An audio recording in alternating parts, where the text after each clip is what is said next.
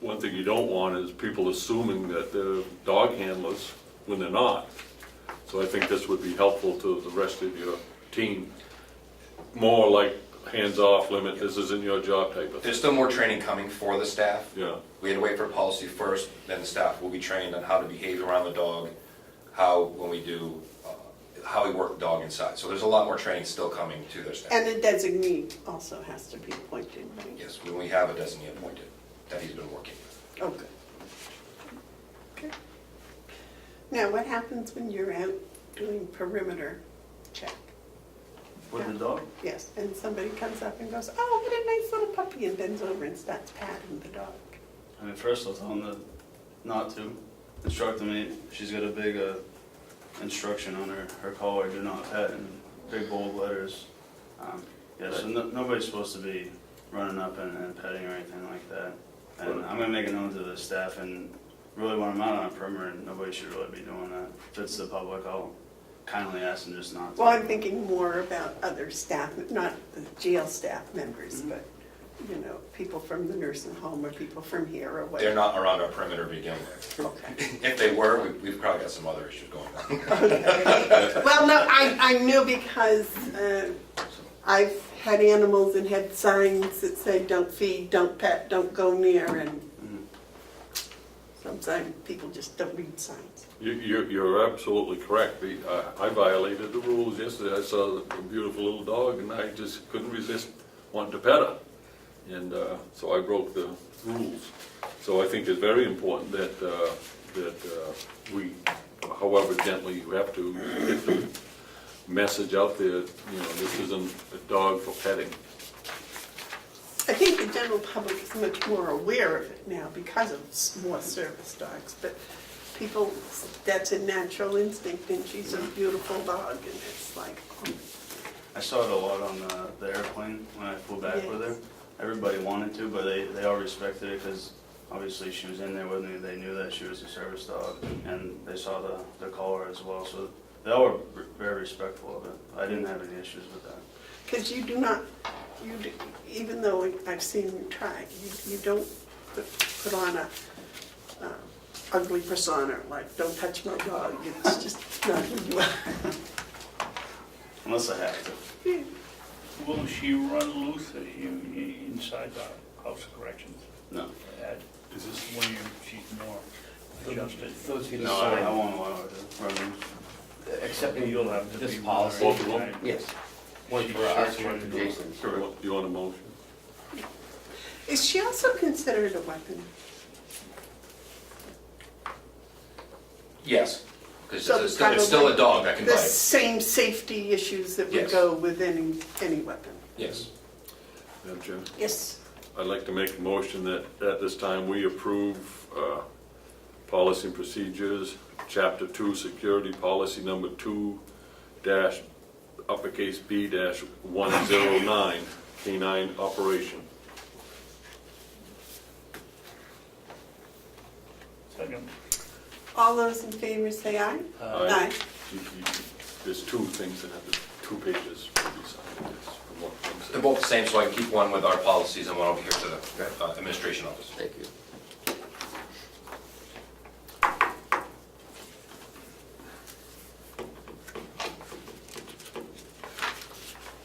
Sir?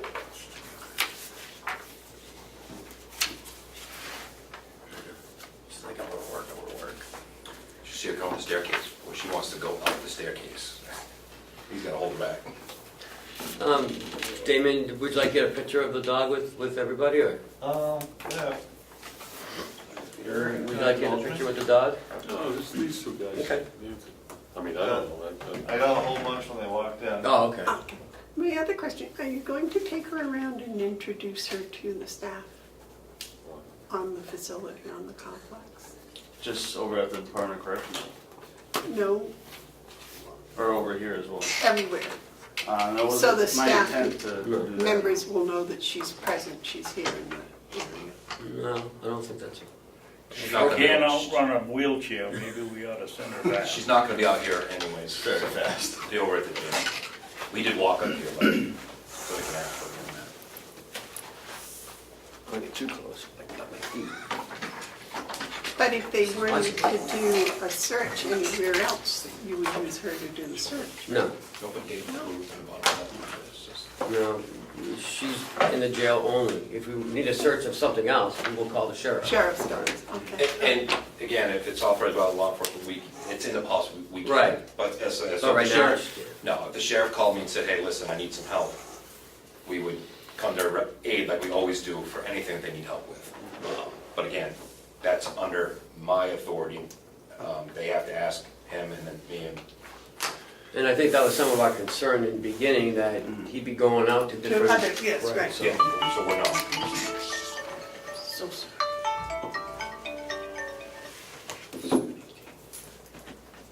You know, I went to a dinner over in Freedom for the community, and they had the Ossipee dog. And whatever magic you guys use for drugs, he hid the package in the waste paper basket down at the other end of the hall in a corner.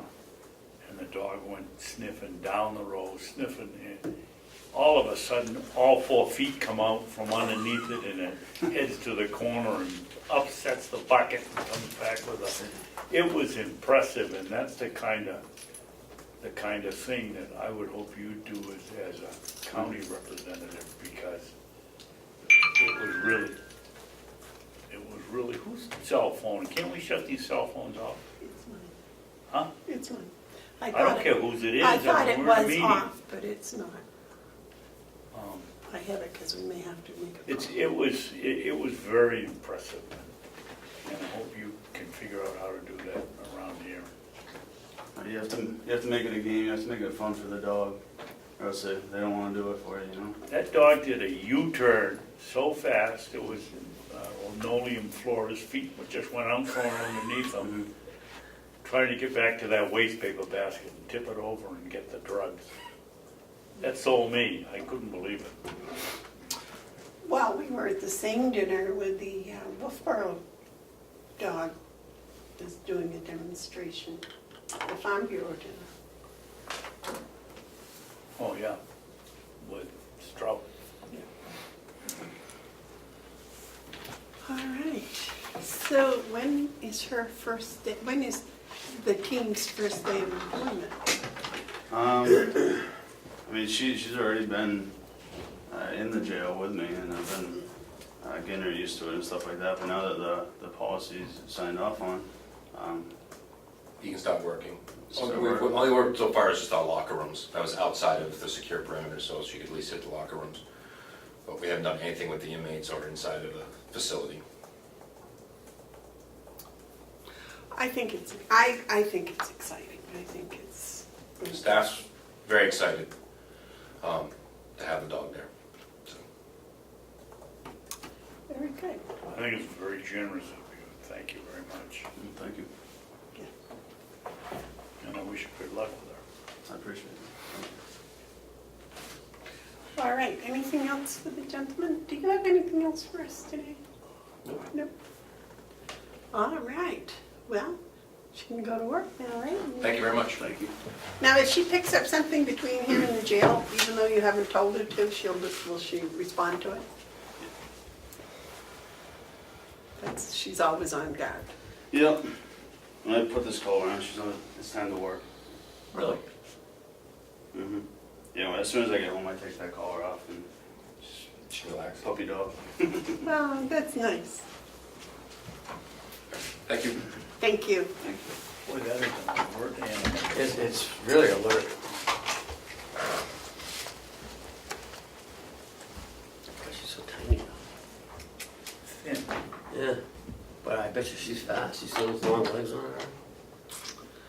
All right. The next is the blueberry. So I sent you, you had asked me to be the point of contact with the Blueberry King. Zach. Czar, yeah, the Blueberry Czar. I wasn't at your lands committee meeting on Monday, and so the last last contact I had with Dale was that morning, he was running behind, but I also talked to Susan, and she's sent this out to the 4 troops that will be utilizing it. And I don't know if they've signed it yet or not, so I'm waiting for them to come back. Okay, I spoke with Dale last night at 10:30. He said that all but, I think, 1 troop has signed it. Okay, They have, Daniel Webster has done the insurance thing. They would like to start picking Thursday and Friday of this week, if that would be all right with the commissioners. And they understand we aren't gonna sign this until we get it signed by everybody else. Yes, sir. Well, I have no problem with them going in picking without this in place. I have no problem with that at all. But I do have a couple of things with this MOU. The first one, and it's not a matter of, it's just, we should have the words where it says this MOU will hold Carroll County harmless. It's right here. I know, but the wording should be indemnify and hold harmless. There's 2 different actions that are taken. where are we? A 3rd paragraph towards the end where it says this MOU will hold Carroll. Oh, yeah. You said So will this- indemnify and will hold harmless. It's, Okay, the well- term is indemnify and hold harmless. Indemnify. Okay. Okay. Indemnify means they take the blame. Hold harmless means that they won't try to get us to pay for their mistake. The other thing is of more concern is in the last paragraph, will expire 5 years. My understanding is this was a 1-year. This, you know, I'm not prepared to sign something like this for a 5-year. I mean, I'm sure, I hope that it can go 5 years, but there's a lot of stuff that in the air regarding all the agricultural activity we have or don't have or want to have or don't want to have. And so the fate of the blueberries long range hasn't been determined. I'm just concerned that if we do an MOU for 5 years, we've locked ourselves out of other options. My understanding of this was for this year. David, do you have Can I an answer answer to that? that, or? No, I'm not gonna sign this just for that reason. Well, 5 years, how are we gonna, you continually talk about digging up the plants and selling them. How are we gonna do that if we're locked in for a 5-year MOU? And this discussion came up in the presentation, and they said they're not gonna put all the work into this for 1 year. They wanted it for 3 to 5 years, and that's what we had talked about. I don't remember that. Well, there's an awful lot of work in getting this back Right. on its feet, whether we lease it to the Boy Scouts or redo it or release it to somebody else. It's going to take a lot of time, a lot of money, a lot of effort. I mean, they are already getting donations and things to help with this, but, you know, it's a lot of work, and they want some guarantee that they aren't going to do a lot of work this year and then not have anything next year. You know. Because this is where the discussion was always around a long-term lease, never a 1-year deal. Well, excuse me, but I don't remember it that way, and I have to review the whole thing. I remember this as being, this year, we have to do something, we have to do it now, and this came up, and this would be a good exercise for the troops, and they would be rewarded by a camping site and whatever blueberries they get this year. I'm not going to make a commitment for 5 years. This could turn into a profit maker for them, and I'm not necessarily in a position where I think that's what I want to do. Okay. You know, if they want to put the work into it to save the blueberries and to see where it goes, then they perhaps renew it next year. But this is unfortunate. I can't. One of the things that they're planning on doing is, of the 1,100 bushes out there, is they're going to dig around. They have 2 parents that are blueberry people, and they're going to dig the sod out around from the blueberry and put down the mulch, sawdust or whatever, on each one of them. And they're going to try to do it, that would prevent the mummyberry. They're going to try to do it organically, or as organically as possible, which means there's a lot of labor involved.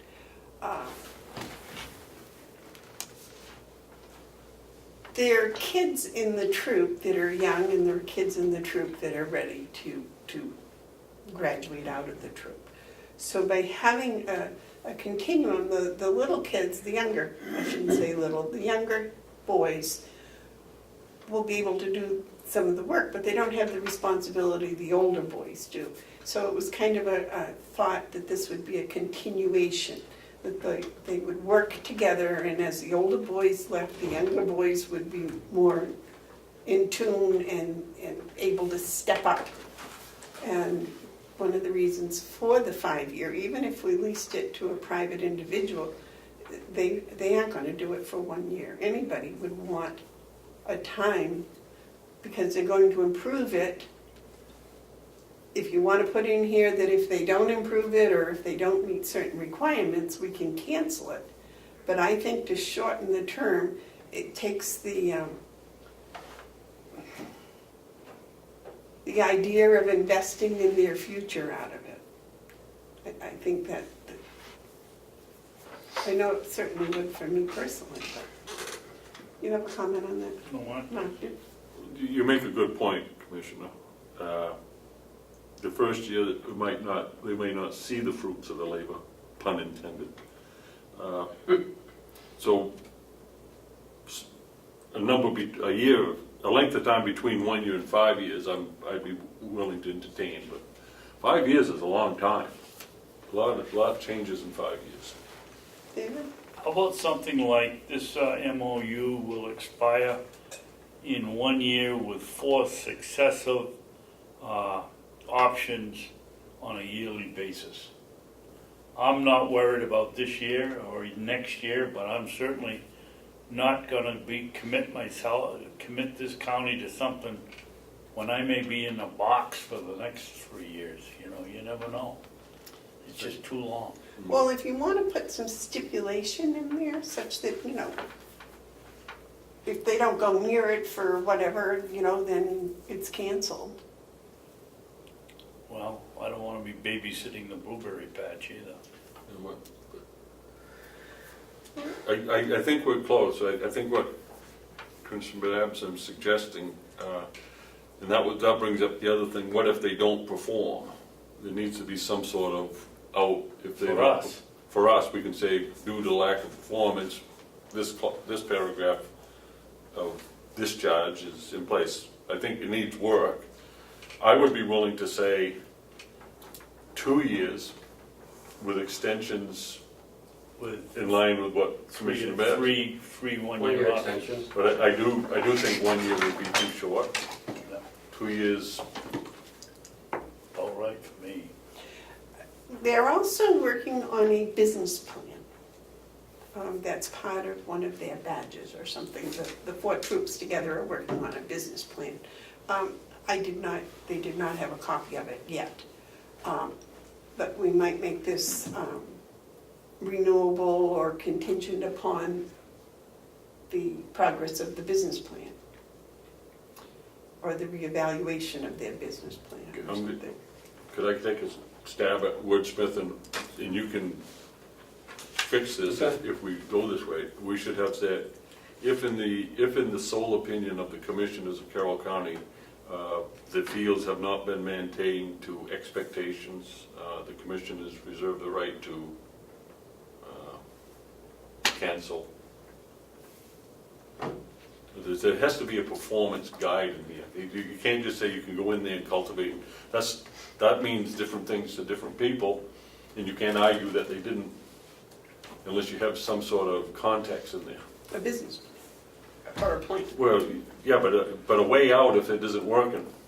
A way for us is, you know, I mean, it's easy for them. They would just not have to show up. But for us, we would be tied to an MOU, so we wouldn't be able to say to someone else, geez, would you like to take the blueberries, because we'd have this in the way. So do you know what they're doing with the blueberries? Does anybody have any idea what they're gonna do with them? Dale is available on phone. That's why I have my phone. If you want me to call him and put him on speaker, and then we That's can not ask for me. those questions. It's up to you guys, but does anybody know what they're gonna do with it?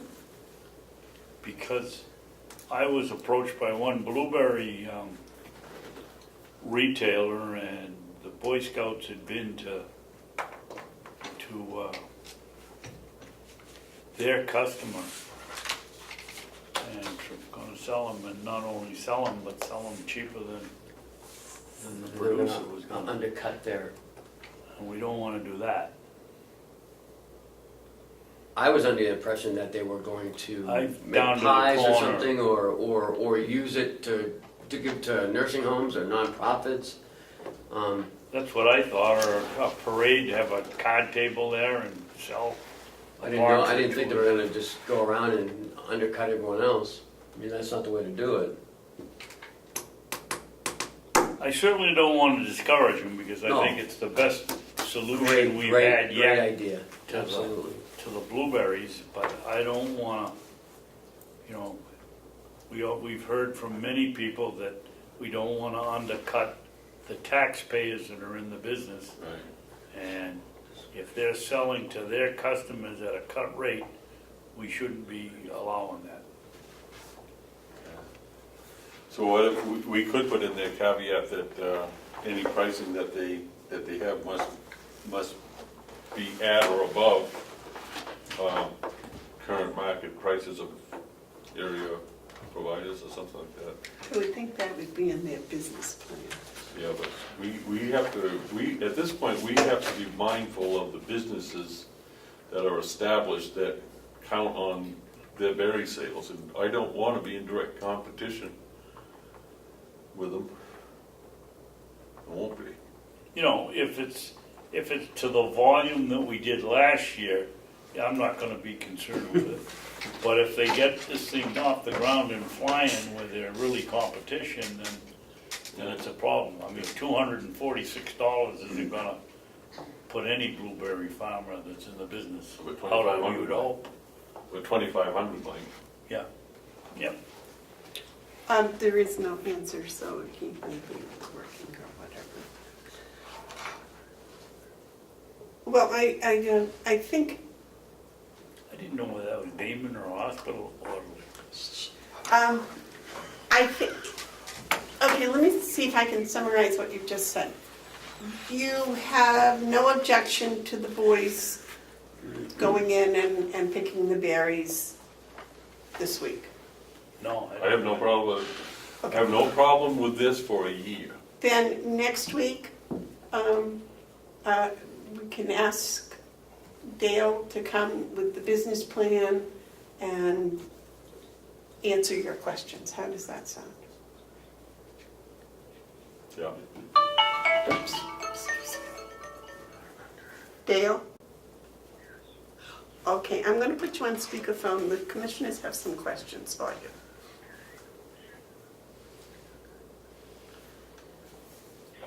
Okay, who's got the first question? Dave Babson. My first question is, what do you folks plan to do with these berries that you pick? There's going to be donations to the 4 nursing homes in the county. On top of they're going to sell at farmers markets. They're going to make pies, and they're going to pre-sell also berries that they will deliver after they pick to the people that buy them pre-orders. That's the sort of the plan. There should be a business plan coming. It's hard to get all 4 troops together at one time, but it'll definitely be ready by next Wednesday. But that's sort of the plan that I know so far.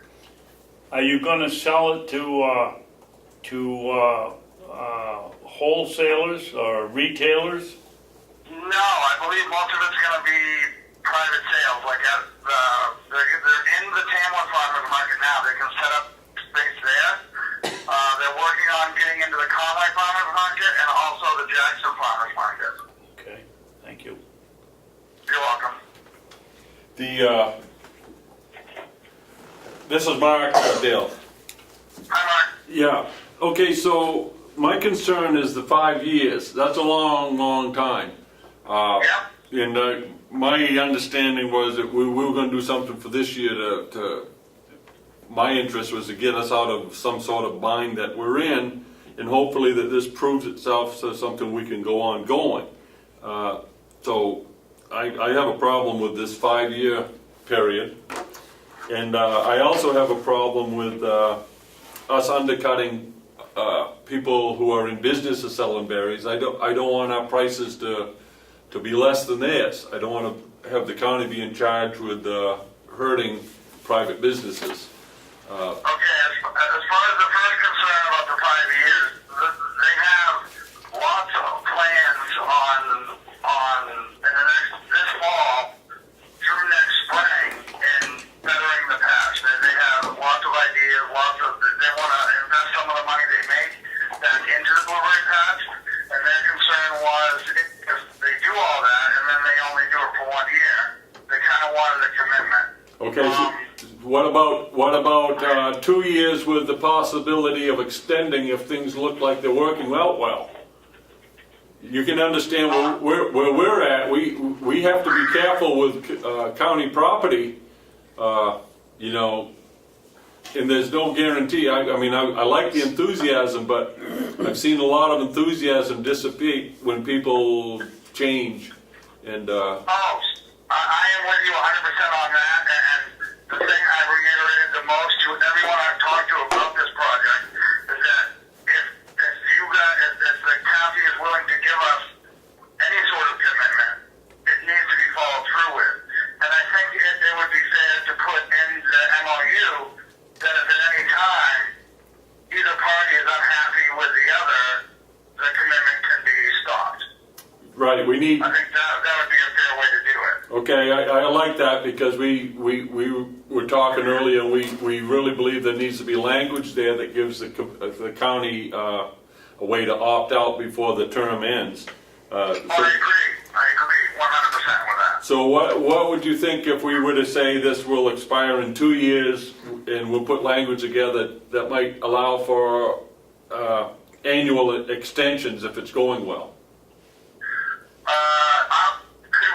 Would that be 2 years after this year or 2 years including this year?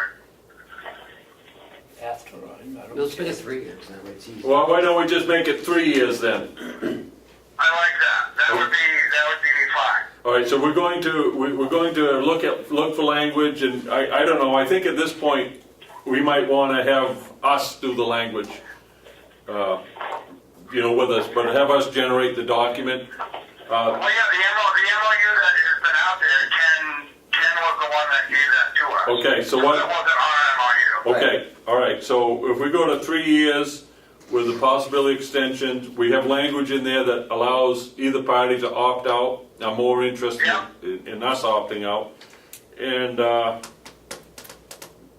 you guys want to go in this week? We would like to. The berries are starting to open up. I have seen the application that went to Daniel Webster for the insurance. It has been completed. And right on the application sheet, it states that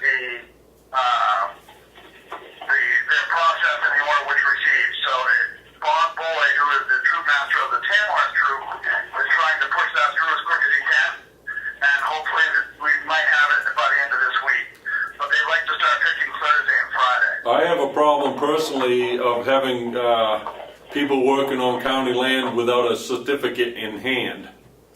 I mean, nothing probably would happen, but if something did, then we're exposed, I would think.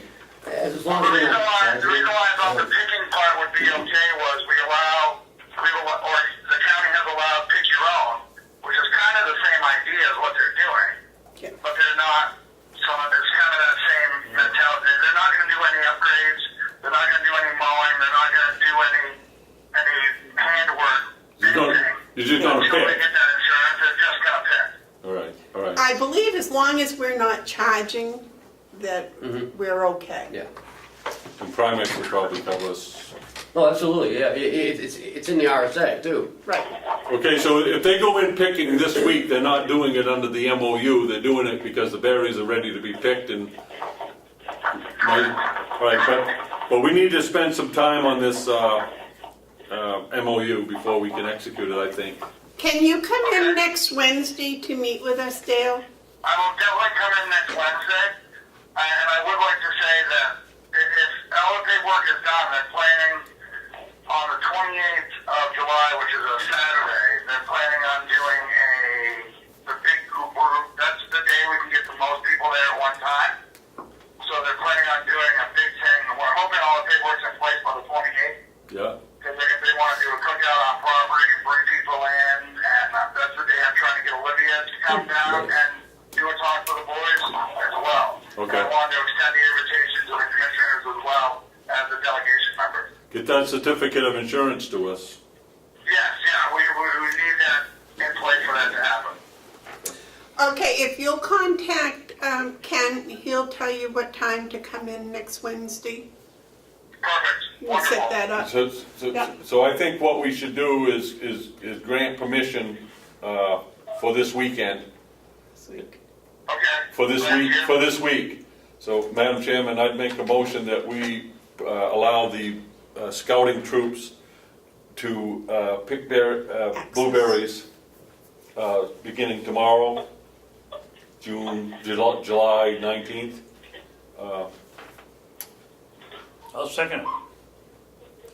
Okay, motion's been made and seconded to allow the scouts access for picking blueberries starting July 17th. All those in favor say aye. Aye. Aye. Those opposed? Okay, Dale, you have your permission to start tomorrow. Okay, I want to thank all three of you very much, and as the blueberries are, I will not let you down. Thank you. Thank you. Thank you for your efforts. Bye. Thank you. Mr. Babson, that's why I had my phone with me, because I know. So I put, this MOU will indemnify and hold Carroll County harmless. Then they'll provide us as additional insured on the policy. This MOU will expire 3 years from the date of the signing. And also, under the sole discretion of the Carroll County Commissioners, if the blueberry fields are not maintained in a sufficient manner, this MOU could become null and void by a vote of the Board of Commissioners. And biannual extensions. Yeah, you gotta put annual, 3 years in annual. Oh, yeah, you want those annual extensions in with the 3? Okay. The other thing you should do is, we should have a place where they print their name, because sometimes when people sign their name, you don't know who it is. Okay, Oh, who would that be? That would be me. I like it signature though. It looks like Zorro. Get it done. Okay.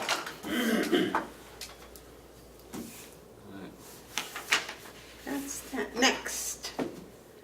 Accounts payable policy. So, This is really good, actually. This is an old one though. But that's what we're doing, we review. right, we want to review our policies. So I'm starting with our finance policies that I created in 16.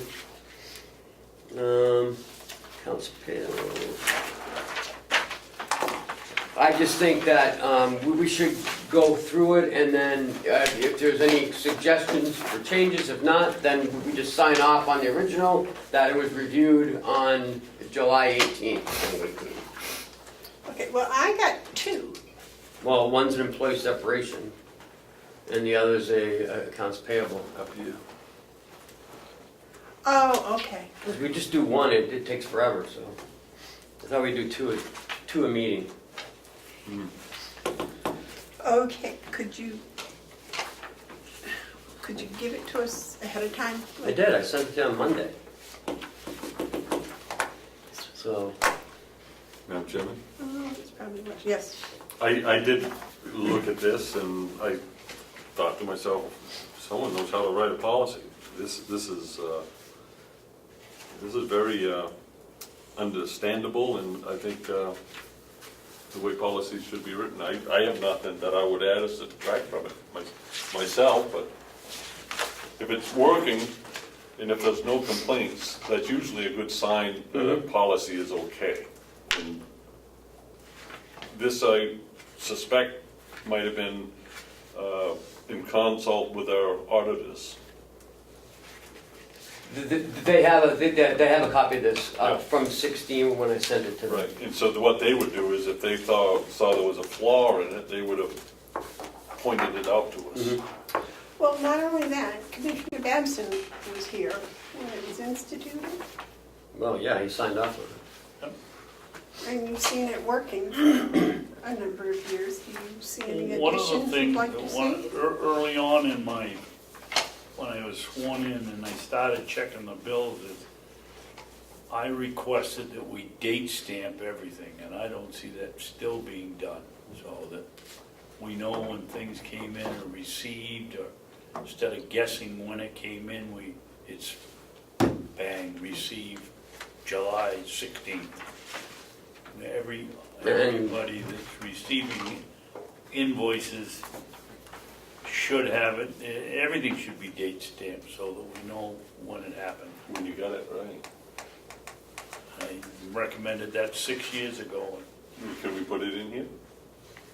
Well, I don't You think we guys need can, to. whatever you want, huh? It says here on the, one of the pages, something about the date, but, where was it?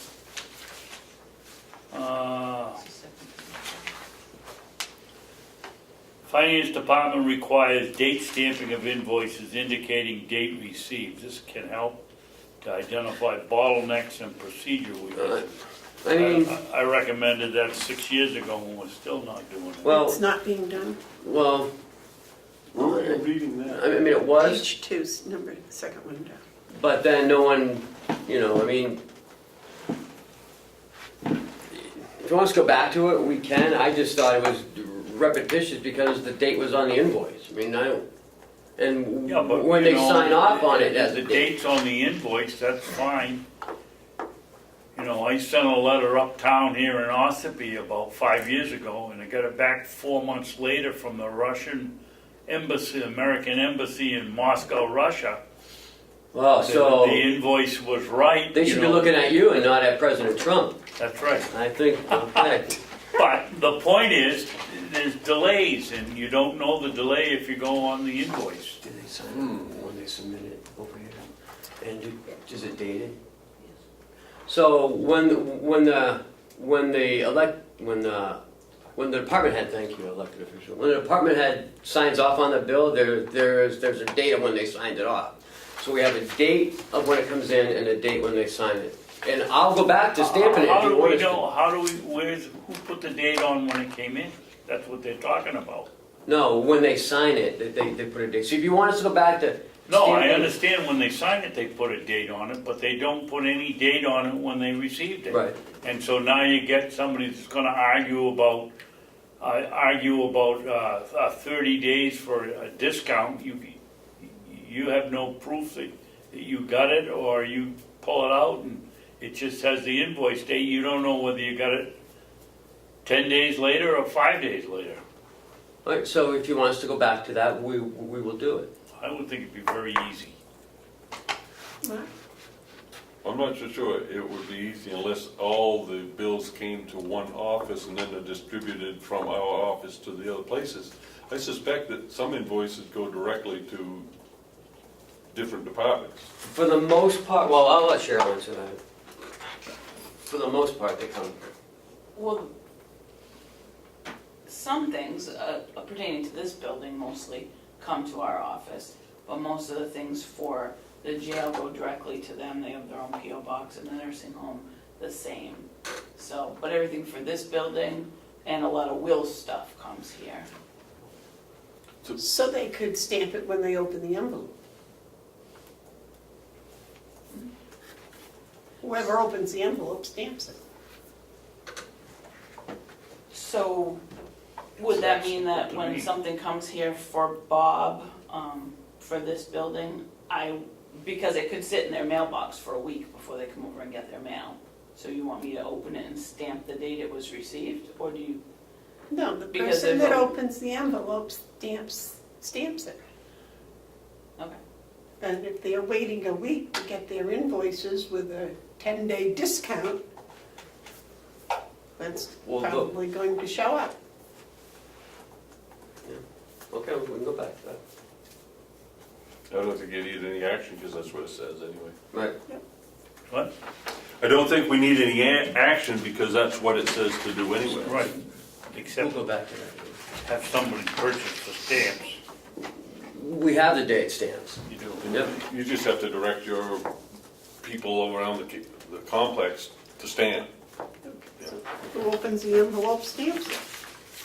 And that's a stamp that, you know, you're not gonna have to get your hands all dirty, changing the date, you just change the wheel every day and whack down on it, right? Yep. Okay. Jim? Yes. What I would like to suggest is that this one that we're looking at, this says financial process accounts payable. I think above that, you might want to have policy reference number, whatever numbers that you want to have. You could have a code like 01 would be this department, 02 might be Okay. a policy relating to others. I think it's a good way to track your policy. Because I think our action on this should be financial process accounts payable, policy reviewed, no change. If we don't make a change, reviewed, no change, and then that tracks when we reviewed it. So policy number, I think that would make sense to all your policies, is assign some sort of code that serves you. okay. And then instead of having tabs, we could have it like a table of contents. Right. Whereas policy 8 would be, say, 2-8. Right. I can see it working real well going forward, but since this is the first one, this is a good one to start on. Leave it to you to come up with this numbering systems. But Madam Chairman, I'd make a motion that we record that we reviewed internal control policy accounts payable on July 18th, 2018, reviewed with no change. Okay. Would you like to second that? Yeah. Okay. All those in favor say aye. Aye. Aye. You? Aye. I would also, when you're putting a code number on it, you're gonna put the code that would say it's an accounts payable, but also someplace in there have a code for things that are applicable to the whole county. So, or applicable to just specific departments. So if something went to the whole, everybody would know it. They could look at the code and say, oh, yep, that's for all of us. This is for everybody. Well, that's what I'm saying, you put that in your code, in your coding. You're gonna put a code for accounts payable, right? Right. And then put a code for who it applies to. So not only would this be accounts payable, but this applies to everybody. So they can look and see that, yes. I have, in my observation of Ken Robichaud over the last 2 years, he is very talented on being able to come up with the code that works, like I said, for him. All policy affects all people as it pertains to Carroll County.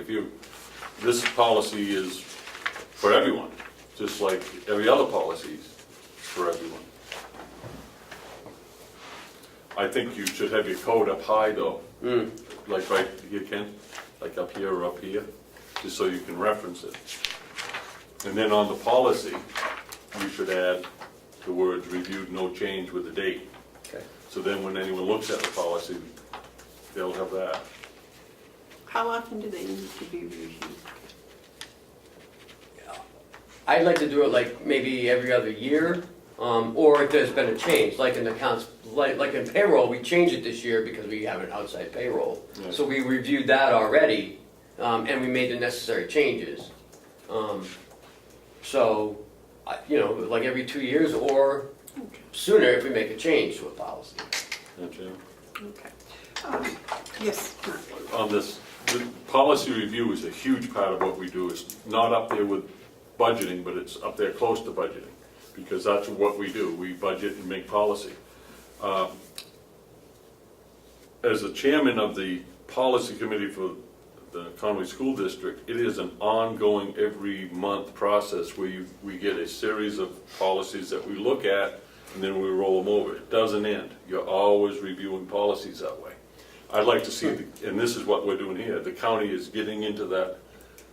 You're looking at policies all the time, and you'll be surprised what you'll pick up, little words here and there that make them better. But what I'm saying is, we should look at the accounts payable and like that when it comes around again. Whatever order you bring them. Yeah. You'll have a System. yeah, you'll have a system, and you'll have a record of what needs to be looked at next. Okay. David, you had a comment? You know, I have several. Number one is how far we've come in 6 years that I've been here in correcting and updating our procedures. That when I started looking at invoices back 6 years ago, there was very little oversight of anything here.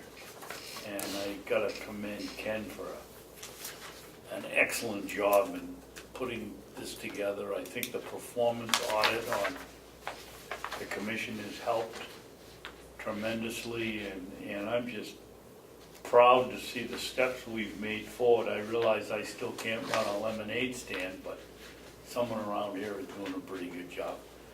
I'd like to take a look at paragraph 4. Payments are made on receipt of original invoice only. Payments at no time be made from packing slips, which is absolutely correct. Why wouldn't we pay a bill from a statement? A lot of the things we get are statements. But we normally don't pay off a statement. There are a couple that we do pay off statement. Huh? JP Pass, Yeah. because they put all the information on the statement. So they have everything, a description of what they did and an invoice number, so we can pay from those statements. Well, because that's that's they have exactly all my the point. Why do we have statements in there? We do pay from statements. In some cases, we have to. In some cases, but mostly 90% of the time, it's gotta be by invoice, because the statements don't have the information on them. Right, and I don't want to get people saying, seeing it in here, or statements, and then, we start paying up statements, because that's not a good procedure or policy to start doing. And number 1, 2, 3, 4, 5, 6, 7, when invoices or reimbursement form presented for payment is incorrect, the department head is responsible for notifying the vendor immediately, and the request that it be corrected and resubmitted by the vendor. Are we doing that? Or is it left to the commissioners and Cheryl to go after the incorrect payment?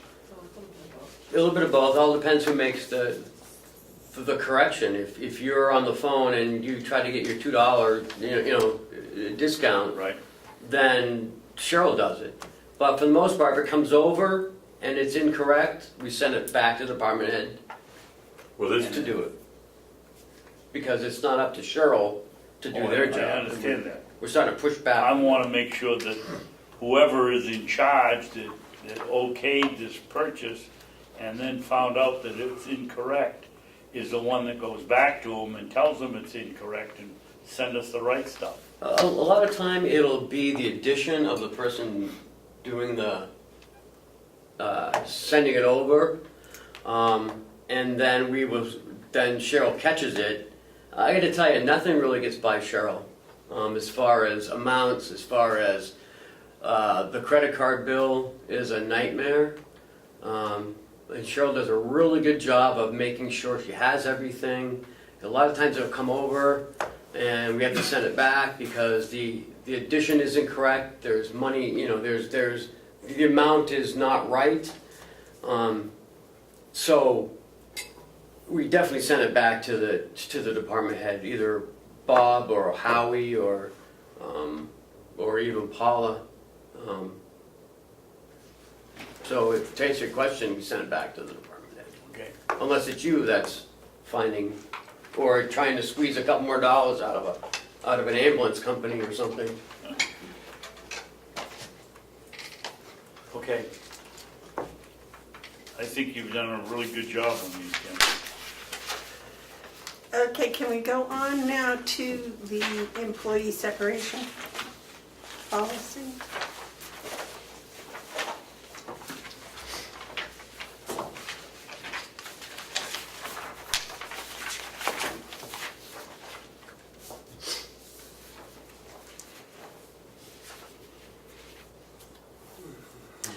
Should that be department heads? In the Where? For the objective, it said when employees separated and transferred to another position within, the departments are responsible. Should it be the department heads are responsible? Well, either a supervisor or a department head, because if Bob's not here, and the employee's leaving, I mean, Carrie does a good job of managing her people over there as well. She would probably do it anyways.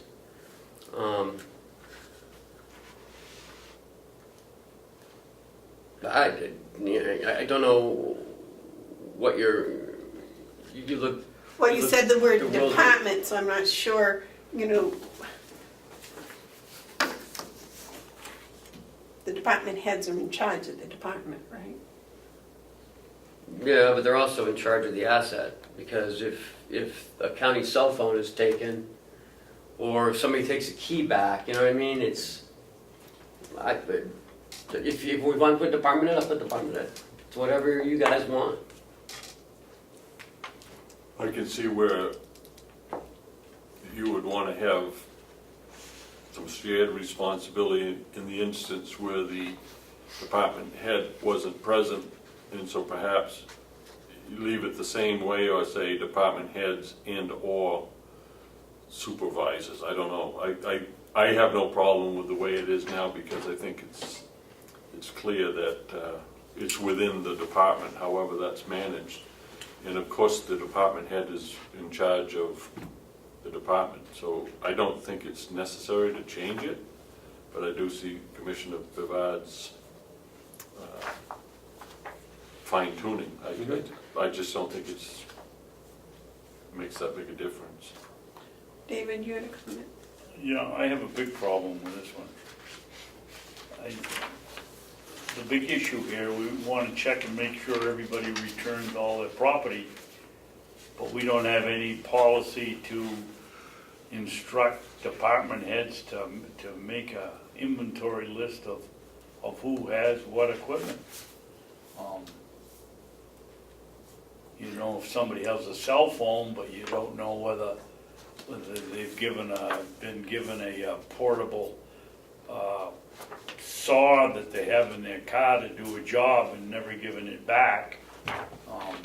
There's no record of our inventory that goes to employees anywhere.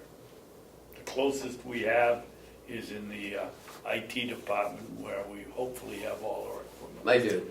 I have a list of where We should every have the piece same is. thing on what's issued. I mean, people must get stuff besides just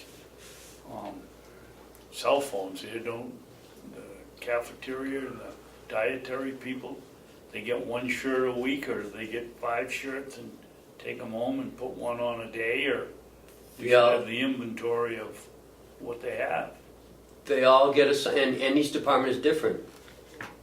Each department, like in maintenance, they provide the uniforms. And Bob, I'm sure Bob and Carrie know exactly how many uniforms each person has, because they're entitled to 5 uniforms a year.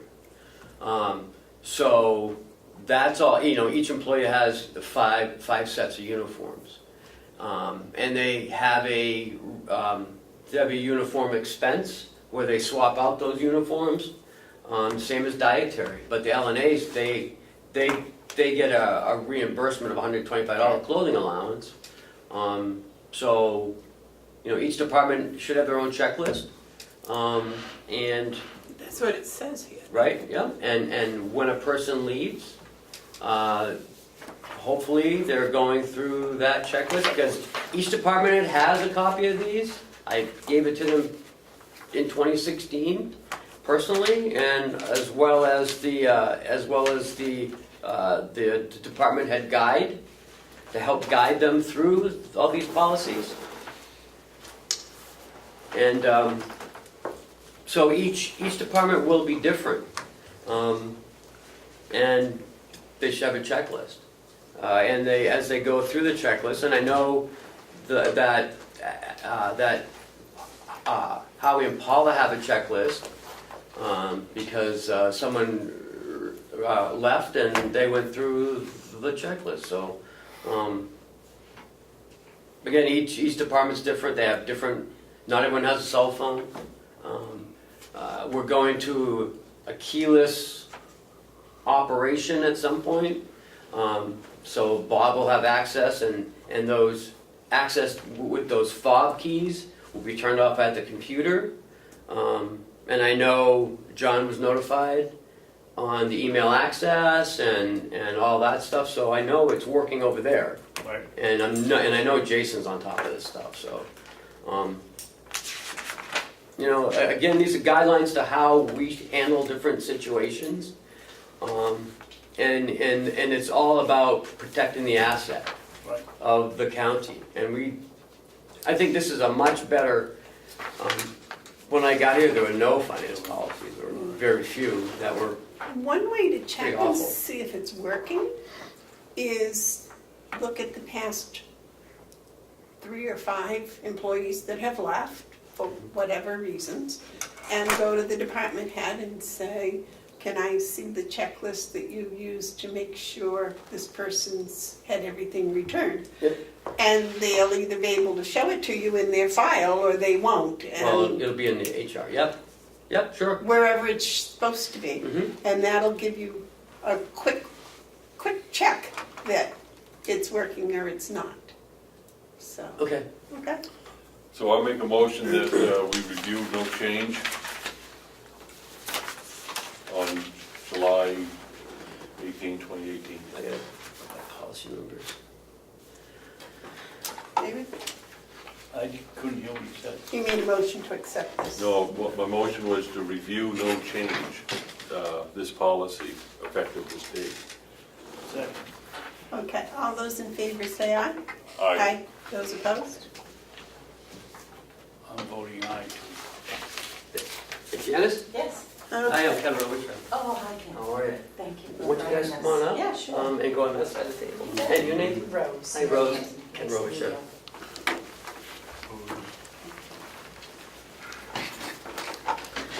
So,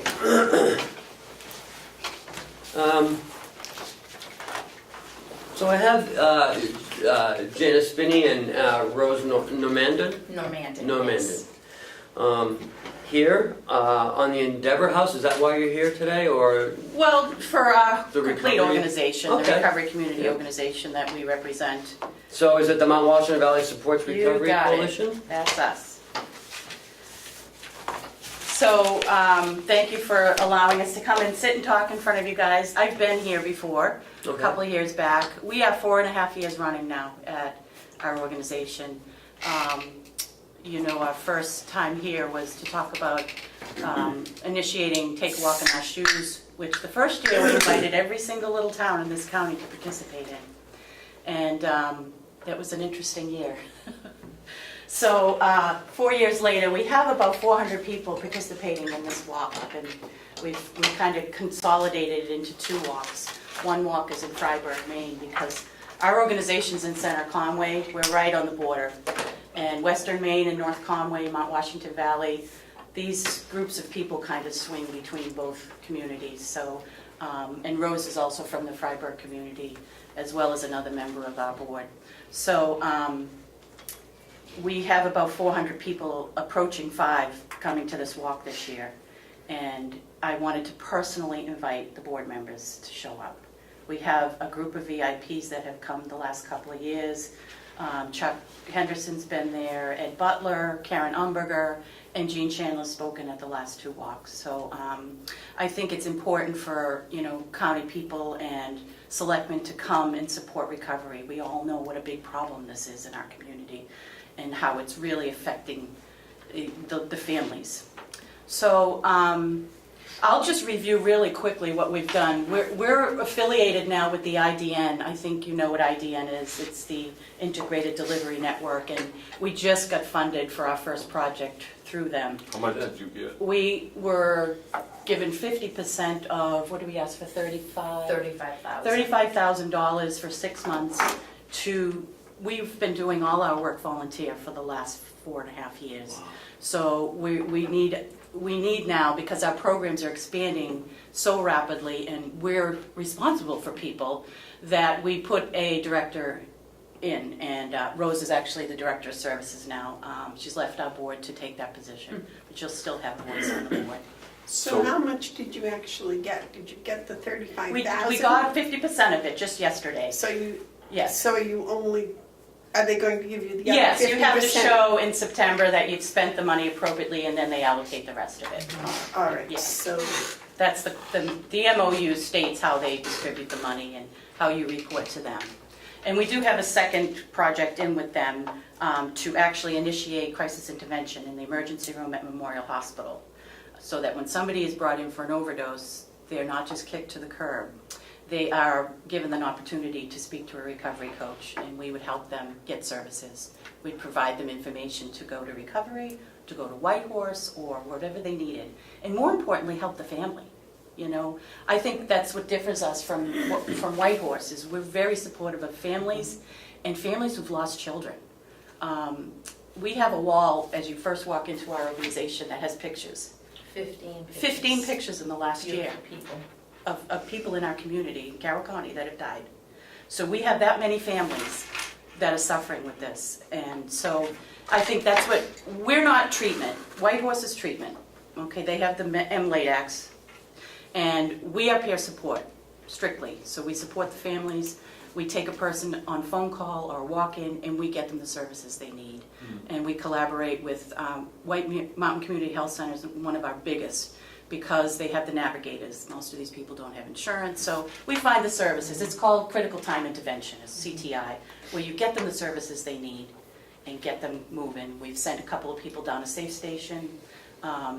I reported to IDN just a few weeks ago what our stats were for the last 6 months, and we've really made an impact. 300 phone calls, 72 walk-ins, 18 coaches engaged with people.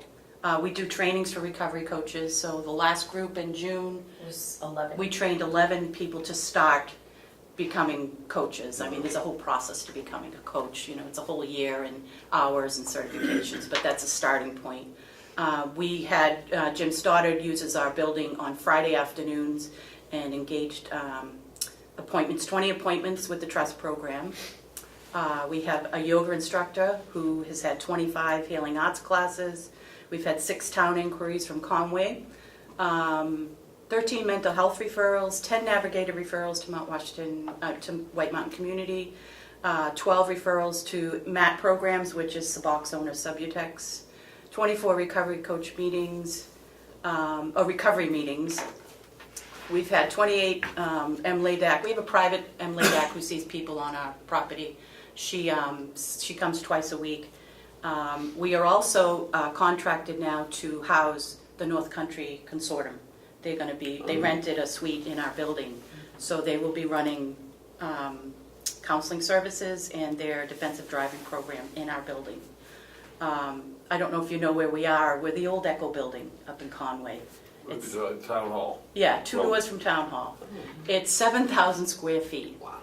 So we have our offices, we have the Endeavor House, which is for 9 women, and then we have another home that we rent to a family that helps us with the property and stuff like that. So that's income.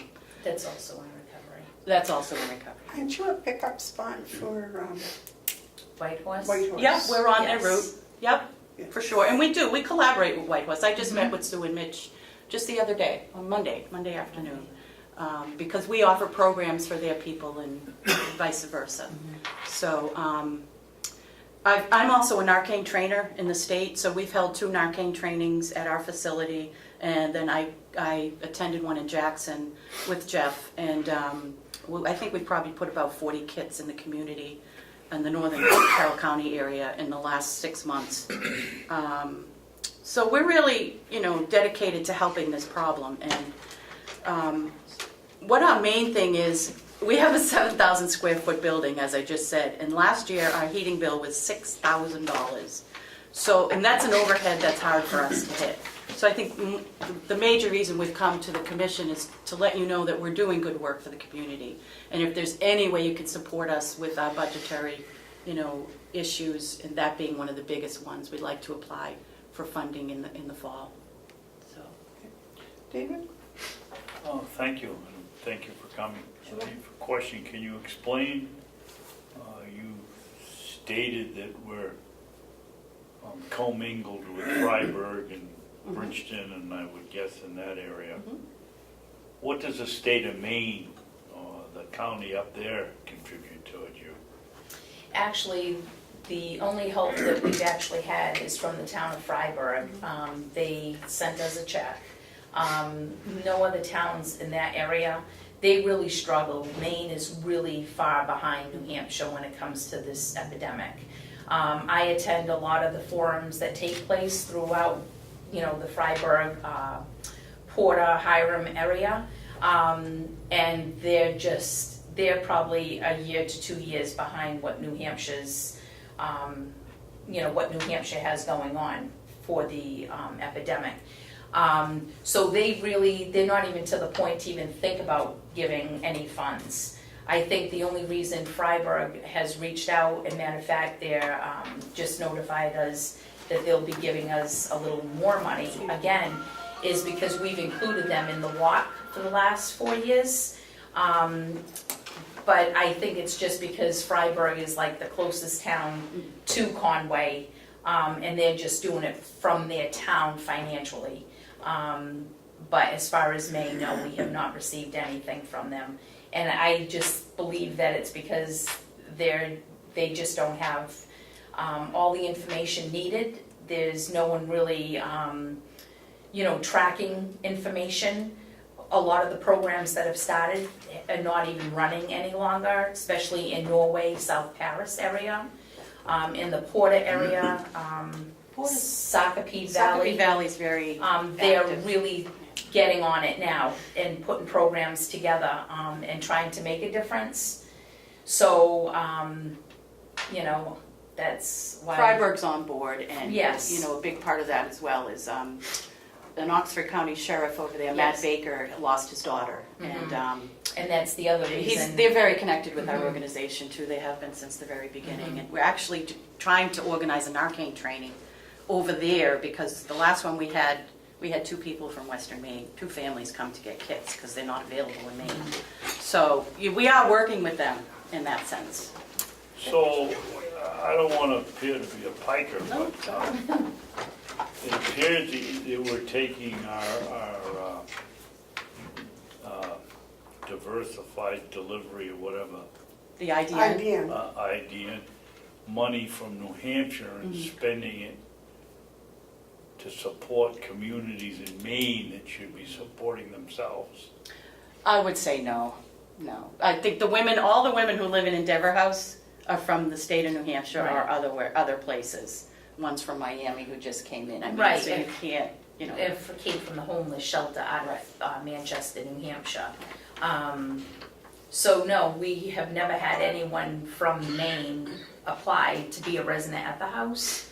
But that's not only the programs you have, and you're funding this with dollars from the independent delivery system. I understand that, yes. Yeah, I understand what you're saying, but because the problem reaches across the state line, you really can't, filter out and say, we're not gonna give you. You can't not say, no, I'm not No, gonna take you and no, help you, but. No. And the connections are in the I would be putting Conway some more area. effort into getting these towns to contribute. True. Yes.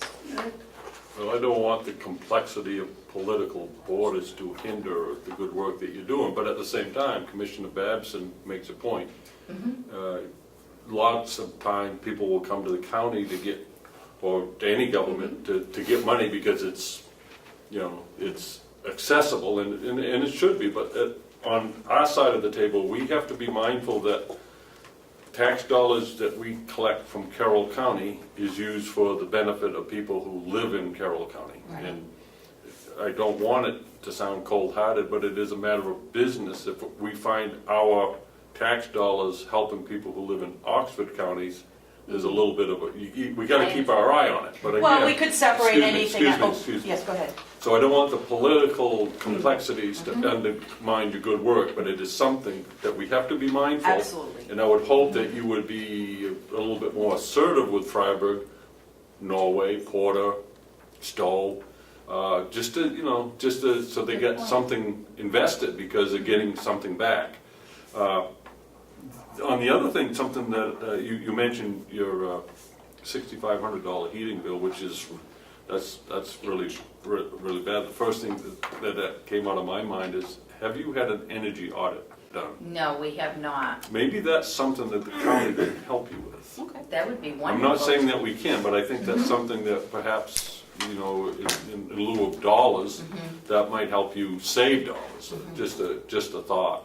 Okay. Before I went into another winter spending that kind of money, I would want an energy audit done, but I'd want a good one done. I wouldn't want someone just to come in and, you know. Is it the Tri-County CAP program that does energy audits? They might be the ones that would do it, but I think you really need to do an energy audit.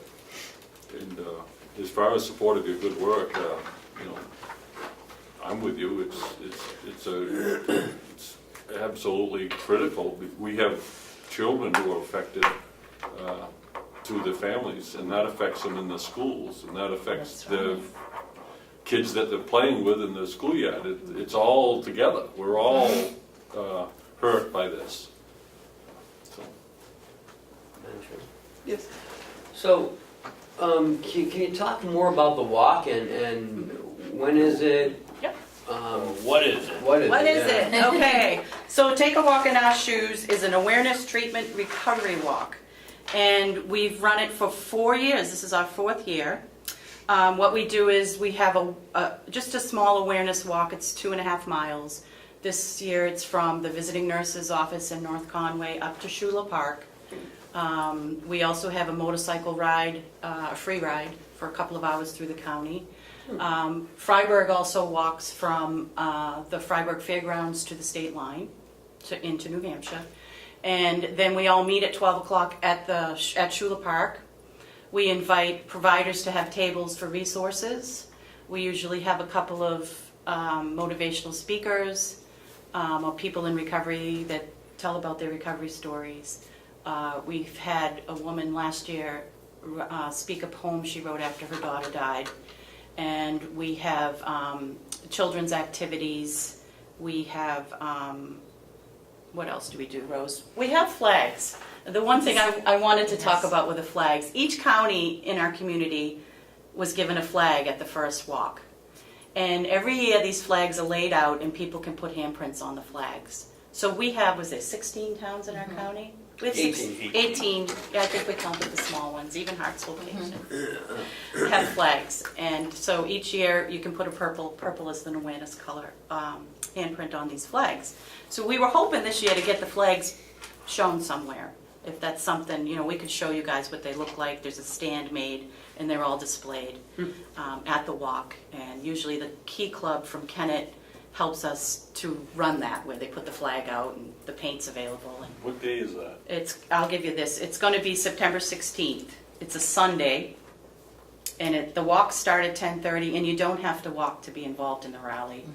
At 12 o'clock, if you show up at the park, all that will be going on. And we just ask for a small donation if you can, if you're going to join us for lunch. And The whole idea is to bring the community all together in one spot, and really see the faces of people who are in recovery to the people that are also suffering from the It addiction. starts at 10:30, but the rally's at noon. The walks are at 10:30. We need to give people who are struggling with substance use disorder a place, a face, and legitimacy. So to have them be able to come out and be in Shula Park in their community without judgment and shame is huge for these families. And It's as the huge. years have gone on, we're seeing more and more people show up and feel comfortable to be there, knowing that they're there for a reason, that the whole community is there Right. to support them through this. Do you see the stigma Absolutely. easing off a little bit, a little less, or is it still A little. I mean, is it a perceived stigma of the person in need, or is it an expressed stigma that we're still engaged with? It seems like perhaps there's more gentleness towards people who are in crisis. I'm going to let Rose answer that. In my opinion, I though, hope it is. there are more people at the table than there were Oh my 4 years God, ago. yes. Obviously, because it's affected more people and it's coming up the chain of political, awareness and community awareness. And we always had NIMBY, not in my backyard in this community, because we are a tourist-driven economy and area. You can't invite people into our community and not support vacation and partying on the river and drinking after skiing and the drug culture that goes around the service industry and the restaurants. And so we've had that NIMBY. And it seems that because people in the industry are starting to have a voice, and we're losing a lot of people, the businesses are coming to the table. More people are coming to the table in this arena. As far as the community perception, I think Rose can speak to that. Yeah, I think that in the last couple of years, because we've lost so many people, it's more families coming to us. We do run a support group on Thursday nights for parents and loved ones who have children suffering with addiction or who have lost children also. They've showed up. But I think that by other parents being able to talk about it, it's opening up the door to other parents out there who their children are suffering.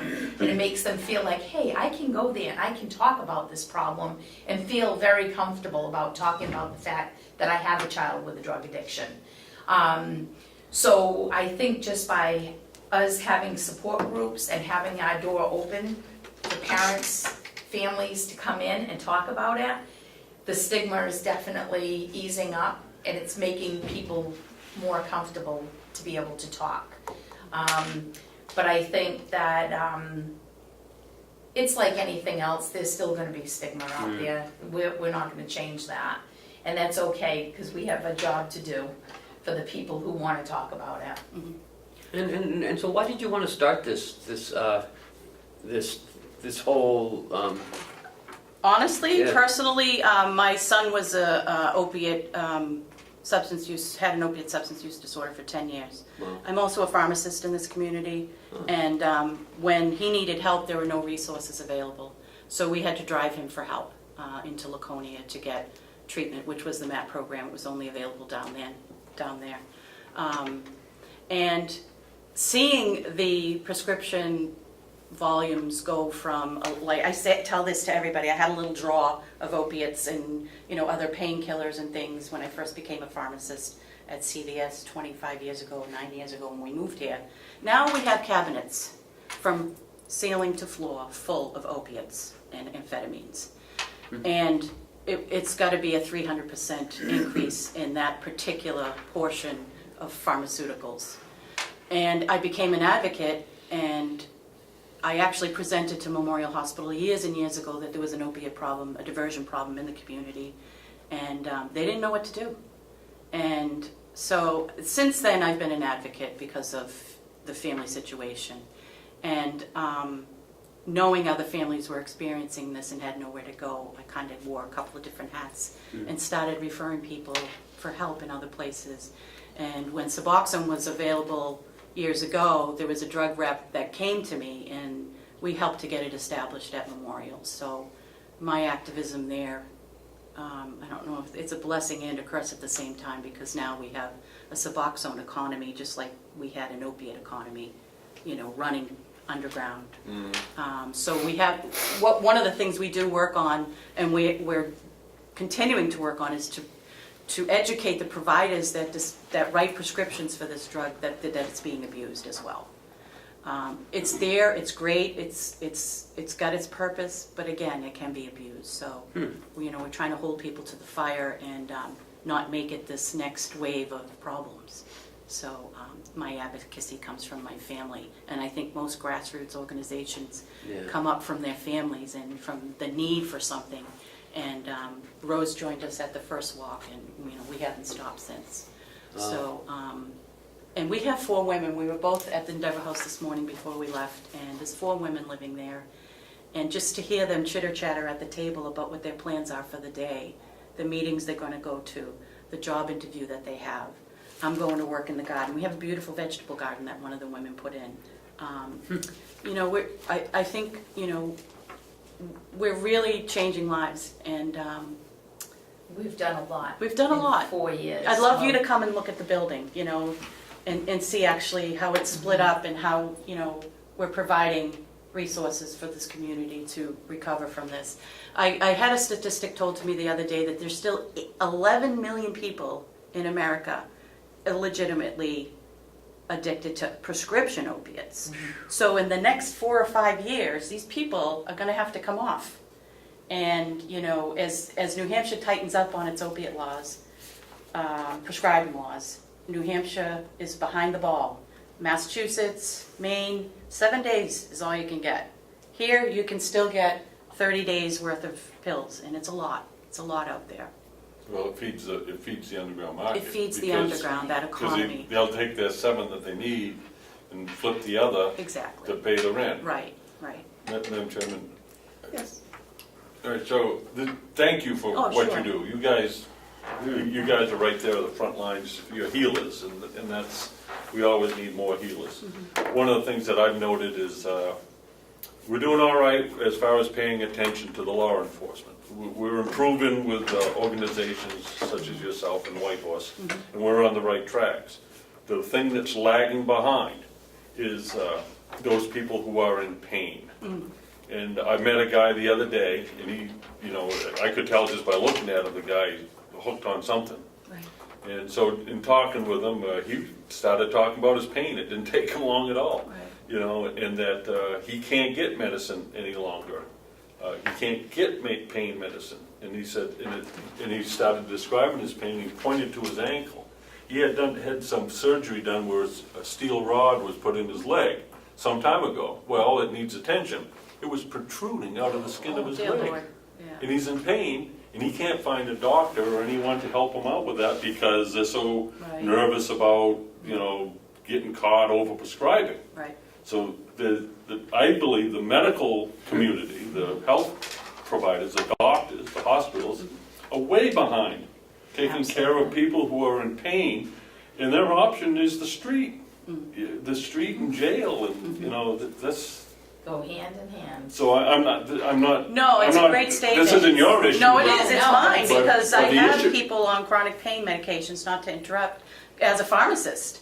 And that is relayed to me every day. My doctor's cutting my medication out. I'm in pain. What do I do? So you have to have an open conversation with them, maybe refer them to a pain specialist so that they are not, yeah. But Because they, primary care doesn't want to touch it anymore. Really? Yeah, well, they're the ones who created this problem. I'm not saying that, they're the ones who contributed to this problem. I think you're spot on, and I'll put it right on their plate. You have people in pain, and you're responsible to help these people. And just don't look at your own self. Look at this person in pain. Right. That's a broad brush to the medical community because I know there's doctors and nurses who are doing what they can. Absolutely. But they're lagging behind. Yeah. And maybe they're doing all right with Maine, who's lagging behind, but they need to catch up with people like yourself. Right, thank you. Thank you. Yep. So, if I may, you came here today to invite us to go to your walk Yes, on September 16th. yes, And I take it this walk is open for anyone that would like to join you. absolutely. And Open to the it public. starts at 10:30 in North Conway. Yes, Okay. all right. What day did you say it was? It's a Sunday. Sunday, 9/16. Is there anything else we can do for you 9/16, okay. today? Anything else today? I think if we do, you know, if we need help arranging an energy audit, I think that, you know, that would be a good thing. I think Yeah, that that's a would great be idea. a good start. Yeah, And- we'll take you up on that. I think we should give a call to Leif Erickson to see if he can do a good deed. His company can do a good deed. Who's Leif Erickson? Siemens. Viking. Wasn't he a Viking? I was just gonna say that. He's a rep for Siemens. Yeah, you're right, yeah. And do you have a card so I can send you? Yeah, I'm gonna the, leave all this for you. Because when I start the budget process, I'll send you an application to Okay. fill out. I'll leave all this for you guys. It's our brochure, our organization packet, and our business cards, and invitations. So if you're talking to the commission, who is the? Delegation. The delegation, we will invite them as well.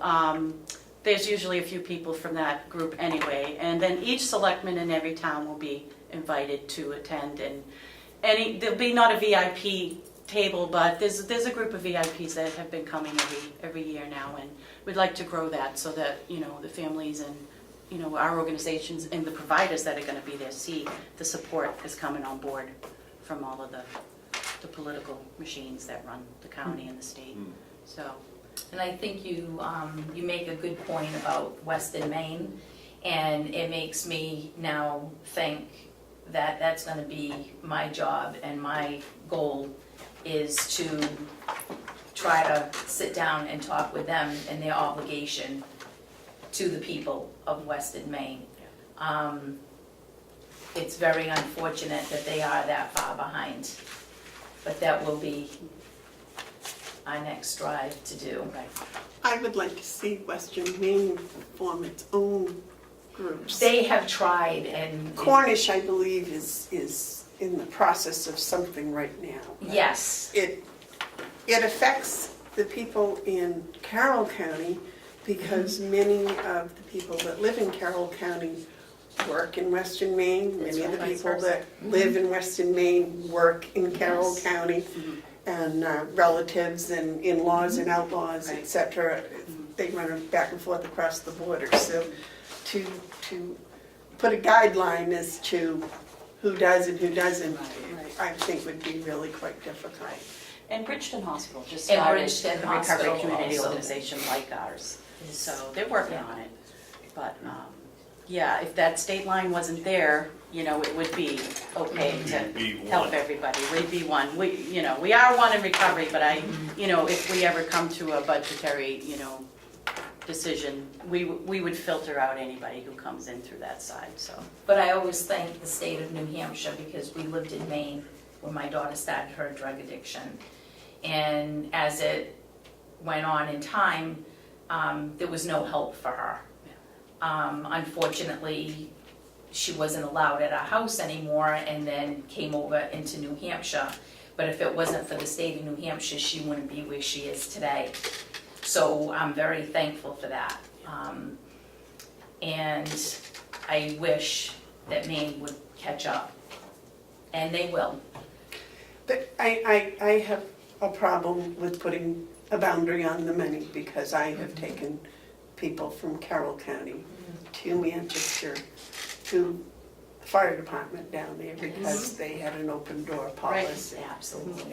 that saved lives. And if they had had a county boundary, some of those people might not have. And for us too, we've had to drive people to Portland, Maine for treatment, so, you know, you have to look at it regionally at times too, and not just our little, Well, I think unfortunately it's a national crisis. Right. yeah, It's a human crisis. It's a human crisis. human is right. crisis. Thank you. Well, Thank you thank so you much. for all that you do. All right. Thank you very much for coming in. And we'll see you September 16th. Okay, sounds good. Thank you. Thank you. Thank you.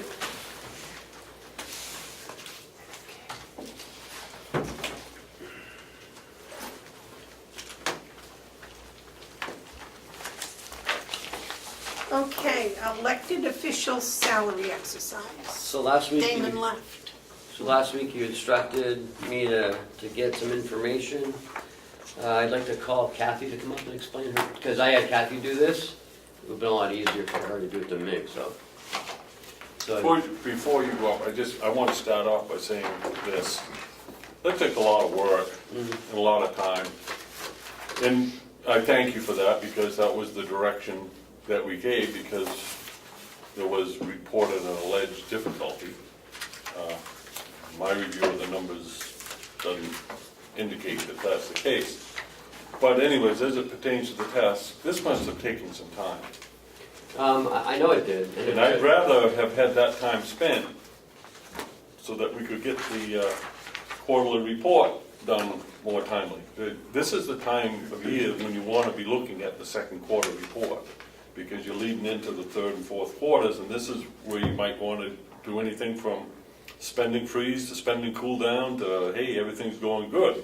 But I have concerns about our budget, and it requires Kathy being available to do her work and to spend the time that it took to do this. It really bothers me. But anyway, you did it because we told you to. But anyway, that's all I have to say to start. Well, I think when errors are made, they need to be corrected. If there was errors made, which there were periods like there wasn't. But let's have Kathy explain what it was.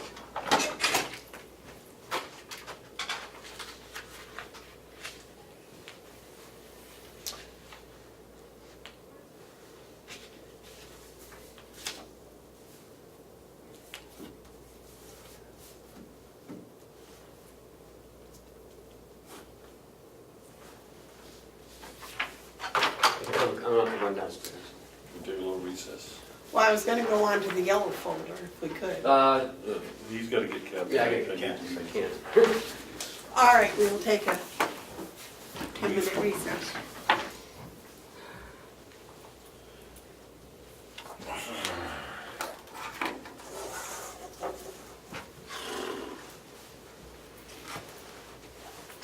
Everything okay, John?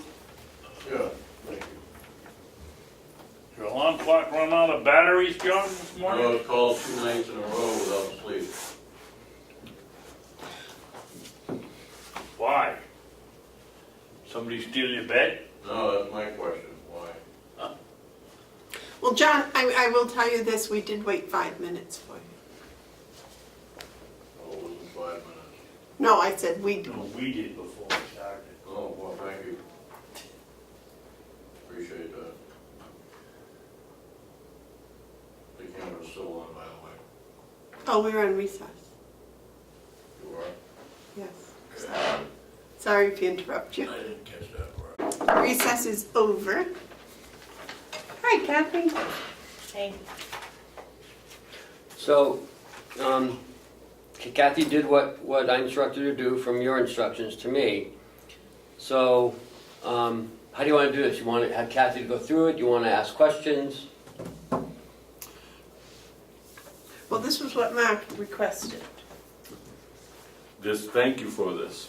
I know it took a lot of time, and I'd rather been able to have had your time doing other things, more important things. But at the same time, this came up when it had to get done. What does this reveal, I guess? I mean, what's the bottom line? Did we correctly pay the register her salary? The whole point of this thing, Mark, is that if you look at it in a calendar year, generally speaking, elected officials miss that first paycheck of the year because one's going out the door and one's coming in the door. So then the next year, you're still in a 2-year term, so next year it looks like you got the full, you missed it the first year, the second year you get the full pay. But in reality, when you go out the door, you get that first paycheck of the outgoing year. So it's really, the only thing is if there's like a discrepancy of, depending on how the week falls, so you may have been shorted 2 days of the first, if it was prorated, the first paycheck, and then you might get shorted 3 days because of the way the calendar falls. That's the only thing. Unless, so you don't, there's no harm until you are going out the door, and then you get paid that first payroll of the outgoing year. So I don't see how anybody is harmed by more than a few pennies. So, sometimes I have seen people work a week and then get paid later. There's always like a lag, and it does catch up with them at the end. Right, It looks to me that that's exactly what happens here. There's, it is, it's all done when you're done, right, and it's all made right when you're complete. right. When your terms, be they plural, singular, plural, when it's over, if you were here 10 years, it's gonna get corrected in that last period. If you're here one term, it's gonna get collected. And that looks to me what has happened. So I would say, just by looking at what you have here, what was paid, and what should have been paid in that first year, 15, that the registrar was overpaid about $1,500. But that would catch up at the end. Yes, it does. The thing, what I really think Deeds is really concerned about is that we got that little hitch in the giddy up there by going from bi-weekly to weekly. And I think she's projecting forward to when she's done. She's afraid instead of a 2-week period catching her up, she's only gonna get 1 week. I think that's a problem that should wait until it happens before you correct it. I agree. But that's going to happen to everybody that completes a 2-year term. You should Only the ones that get done. were caught in that period between the bi-weekly to weekly. That's the only people that's gonna be affected by that. Because if somebody comes into a new term, then when we're on a weekly schedule already, then that whole miss the first week, catch up with the first week of the next year is gonna apply to them, and there's not going to be any gaps at all. But this wraparound that Mark asked you to do shows overpayment that's continuous. But that's because if you look closely, it's if you want to push a prorated part to the 1 week, if you look, the dates are the same. So you prorate on this one here, you've got, should have been 2 days here and 8 days here, so because we had a bi-weekly pay period, but that's pay date of 1/22 on both of those. So, okay, 2 days is for if you finished your term, and the other 8 days is because you're still here. But that's still an overpayment of $576. I don't think that is really what, it's because it wasn't, I really don't know quite how to explain it. I can understand it.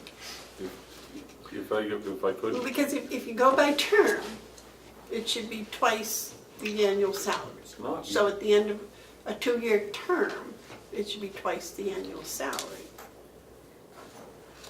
But it skews every term, every year it skews. So until I can't give you anybody's ending term because I don't know when everybody's still here. So we have to project out till the end. Mark? That's what I'm saying here. I'm going to give an example of why the way that Kathy is doing it is the correct way. Heaven forbid that any one of us should expire before this month. But if we did, the way she does, it protects that there will be money there to pay whoever takes over. Correct? I mean, if I was to drop right now, then my pay would end. Your replacement would get, The replacement would get when they came on board, Right. because it takes a process. So this would mean that there would be funds available to do that. I see no difficulties in how you're doing it. I can see where it's confusing, but when you get right down to it, it all catches up at the end. And it's the way we've always done it. That doesn't work. Well, you know those race courses where people are running long distances, and they all start off on a curve, and it looks like the one on the outside's ahead Yeah. until they get to the straightaway. And that's what you have here. It's a lag, but it all, if you just stay with it, it all comes out. And what do you mean it doesn't work, Amanda? It's the way we've always done it and the way it always works. No. The phrase, I that's don't- the way that's we've not- always done it, is not an excuse, it's It's not a the good right reason. way, that's what I'm It's saying. not a good reason. It's the right way. I think it's the It's the way right. we've always done it, and it's the right way. But I'm going to get overpaid, so that's fine. No, you're not. No, you're not. You're not. Yes, I will. When you get done, you'll find out. Your last check will be the correction Right. or the adjustment. Are you going to take it away, my last check? Absolutely. No, I'm very candid. You keep acting like this. I know that. We'll take away your name. Yeah, well, let me tell you what, you guys, that's You guys. not acceptable. What is it? Doing it the right way? No, taking my money away. We haven't yet. You said you were going to. Uh, If I didn't behave myself. Commissioner Babson has a Yes, comment. David.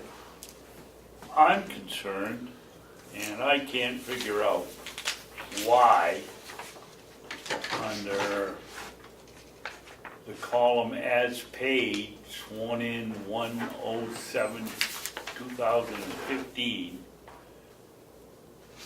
Ms. Scott earned 51,538 and change. She should have gotten 499,982. I can see where it works out the other way, that she didn't start until the 7th. So it would appear to me that she would be short not long, because she didn't work the whole year. She worked a week short. You're not looking at the dates that are on here. This is with that skewed overlapping. What should I be looking at, Kath? The 2015, that calendar year, if you take and see what the register of deeds got paid. Right? Ann got paid at the She got beginning, paid for 7 days and that then the she, rest of that year, you add those two people together. and it should come out comes up. whatever the salary is. But it says here that whoever is in this column made 51,000 and not the going fee of 50. That's what I don't understand. I can see it come out short, but I can't see it coming out long.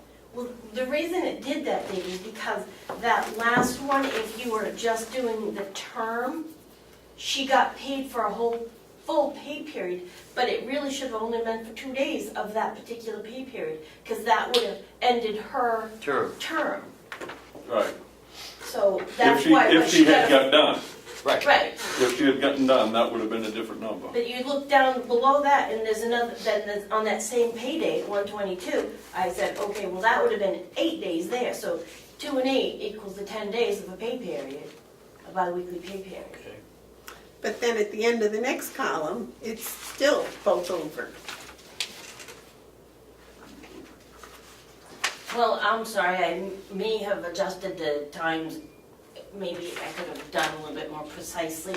I wasn't quite sure if I should have based that one on, because on the 7th, but then the next swearing in date may have been a different date than the 7th, because, so I don't, to me, it's a little bit squirrely there, because the next person, the way the first Wednesday after the first Tuesday in January is the official date. So it's not maybe necessarily 365 days is what I'm getting at. I see it right there. So, But it's over again. But it won't be at the end. but these are just figures, they're not real numbers, because I was just trying to calculate based on that whole year, like I said. I didn't base it on her term, I'm thinking the 7th, but that it might have ended The 5th a or the little 4th. bit sooner because of when the first Wednesday after the first Tuesday fell. Right. So that's But how, nowhere does this 2-year term add up to 100,000. because she's still here. That she got the first year was short because it was a shared position that year. For 7 days. Every year subsequent to that has been the full salary. And then when her last term, when she leaves, she will get a piece that's gonna fill in what because then she's gonna be sharing that annual salary with the next person who comes into that position.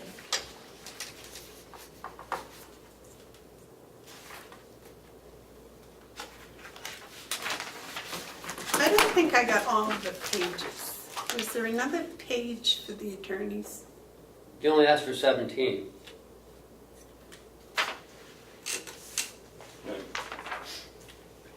Yeah, I did the deeds because I went back to the beginning of her term.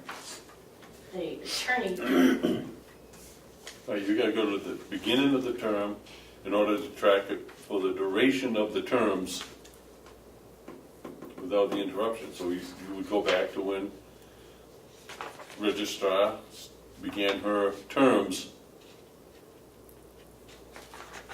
and the attorney wasn't actually prorated from what I could tell, so, because she was kind of already in place and when she Making the same salary, so it just flopped over.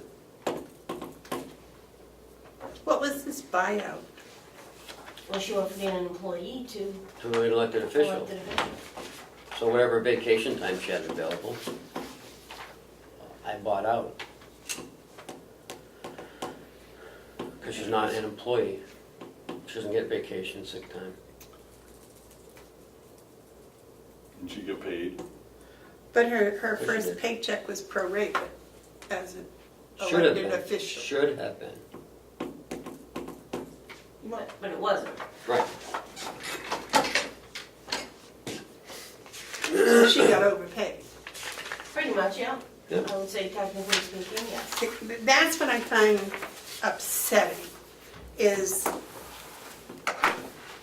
the numbers associated with the term are not accurate.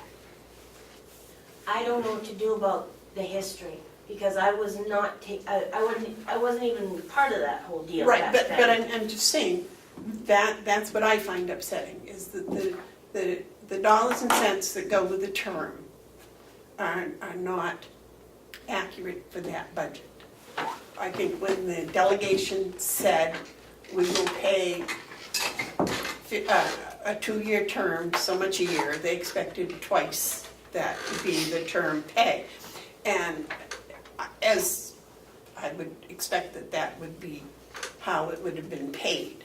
So if there was going to be 104 paydays, or in that case 52 paydays, you would take that amount and divide it by 52, and that would be what each payday would be for that particular person.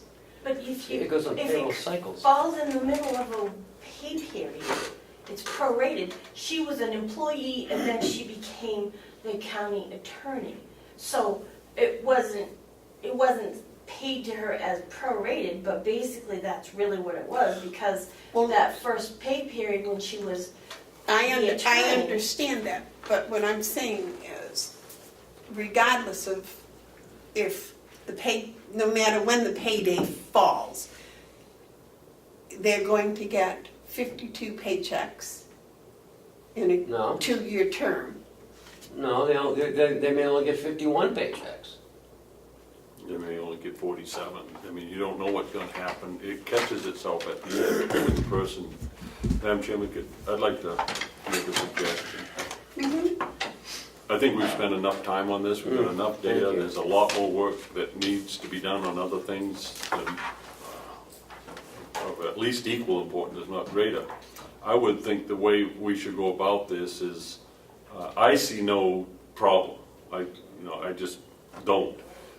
But if the elected officials believe that they have been shortchanged, I would welcome them to file a specific complaint with the amount that they believe they've been shortchanged, instead of us chasing, finding out. And why? And why. But they need to build a case, they need to issue a complaint if they believe they've been shortchanged with the amount. Because we can't keep running around this rabbit hole trying to find out, you know, what's the problem is. I don't see a problem, so that they're going to have to come in and state a problem. If they choose to, file a complaint with a specific amount and why they need it, we'll take it from there. I think we've done our due diligence by having this exercise completed.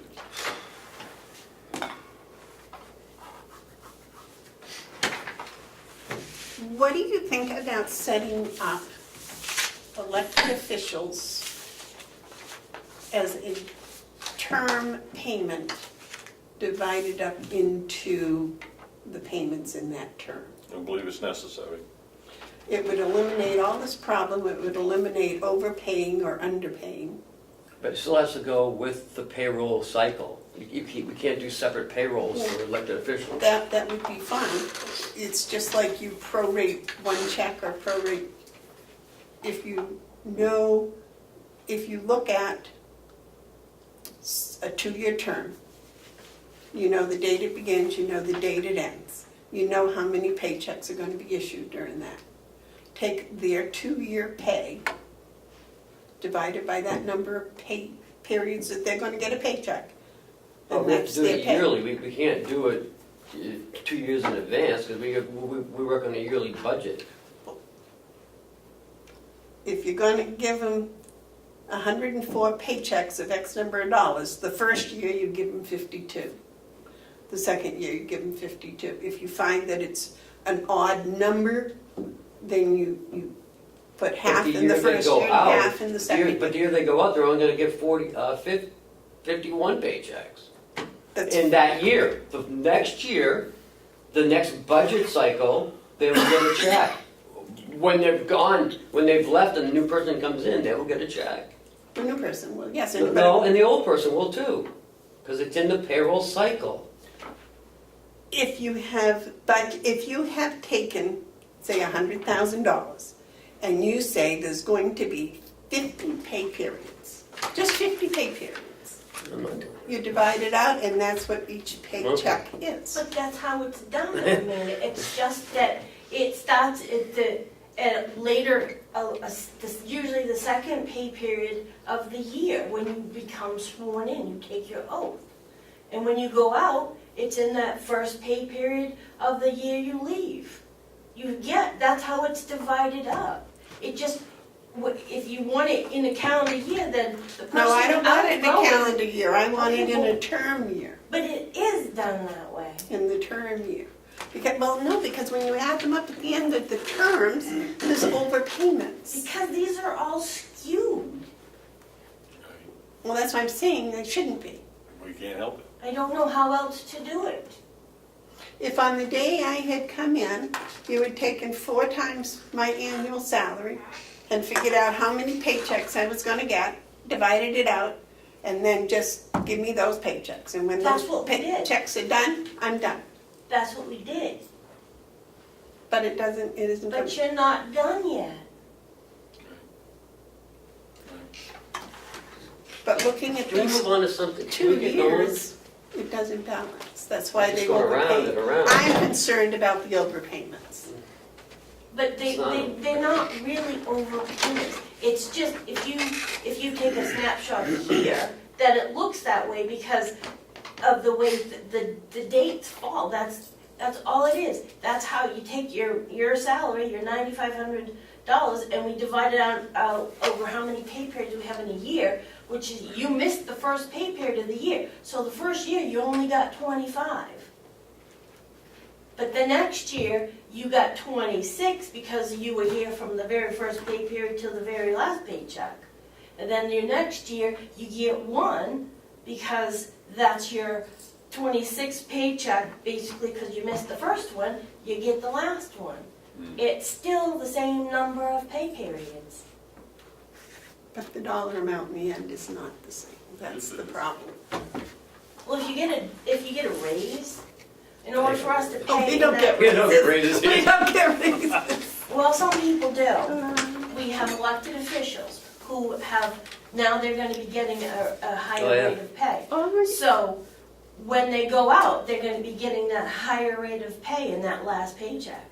So, we need to have, in a calendar year, we have a calendar budget. We can't spend more than what's been allocated for an annual paycheck. That's why when there's two people sharing a position in any given year, the sum total of the two needs to be that total amount of the budget for the annual salary. Yeah. A plus B, what was it, Mark? A plus B, Equals X. X. It's just simple, and it works, and you did it, and can we move on to something else? If I well, you would, can, but I still, you know, I think what they need to do is if there's a specific complaint about being short on pay, they should bring that specific complaint to us with the reasons why they have that complaint, with the dollar figure, and we'll take it from there. But to spend another second on this is detrimental to the good of the county. We have things to do. And Kathy's got a full day in front of her, and I thank you for this. That's tedious, but it was needed. So thank you. Get back to work. Huh? No, I didn't give it to you, Cheryl.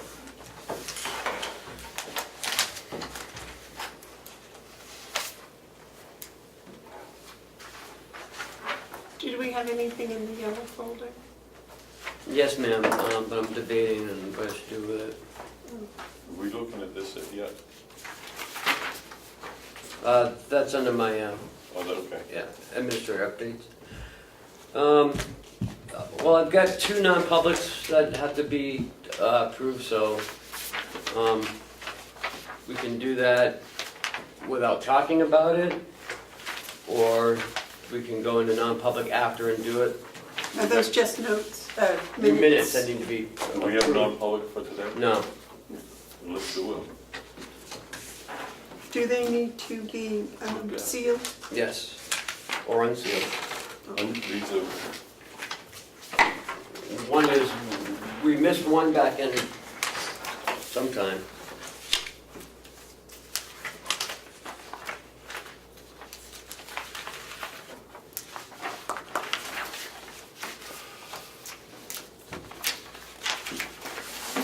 We can approve and unseal this one, because it's just stating what we did with the minutes of 6 months ago. you need a motion? This one should stay sealed, I think, David. I think he said that one can be unsealed. Okay, Madam Chairman, I make a motion regarding non-public meetings of February 14th, 2018. Let's see this in the, I'm looking for the session. Oh, It's just a record of the minutes. okay, it's session minutes, page 1 of 2, okay. I'm not sure it's in this. Yeah, it's sealed, right? You allowed to do it now? It's just what they did, so all they have to do is approve them. Okay, approve and unseal, Right. approve and unseal. Second. Okay, all those in favor of approving and unsealing the minutes for, what was the date, please? February 14th. February 14th. Say aye. Aye. I'll make a motion that we approve and keep sealed the minutes of session, it says E1 for some reason, of June 6, 2018. Second. All those in favor say aye. Aye. That one gets sealed, This one's sealed. yeah.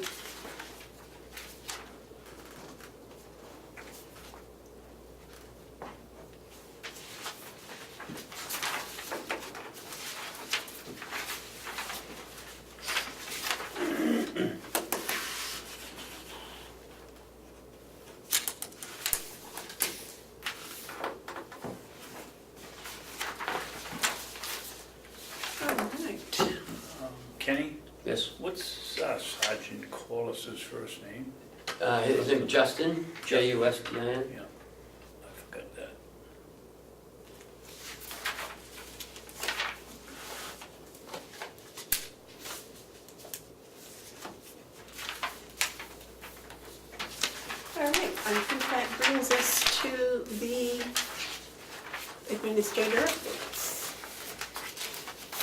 No more yellow folder, right? No.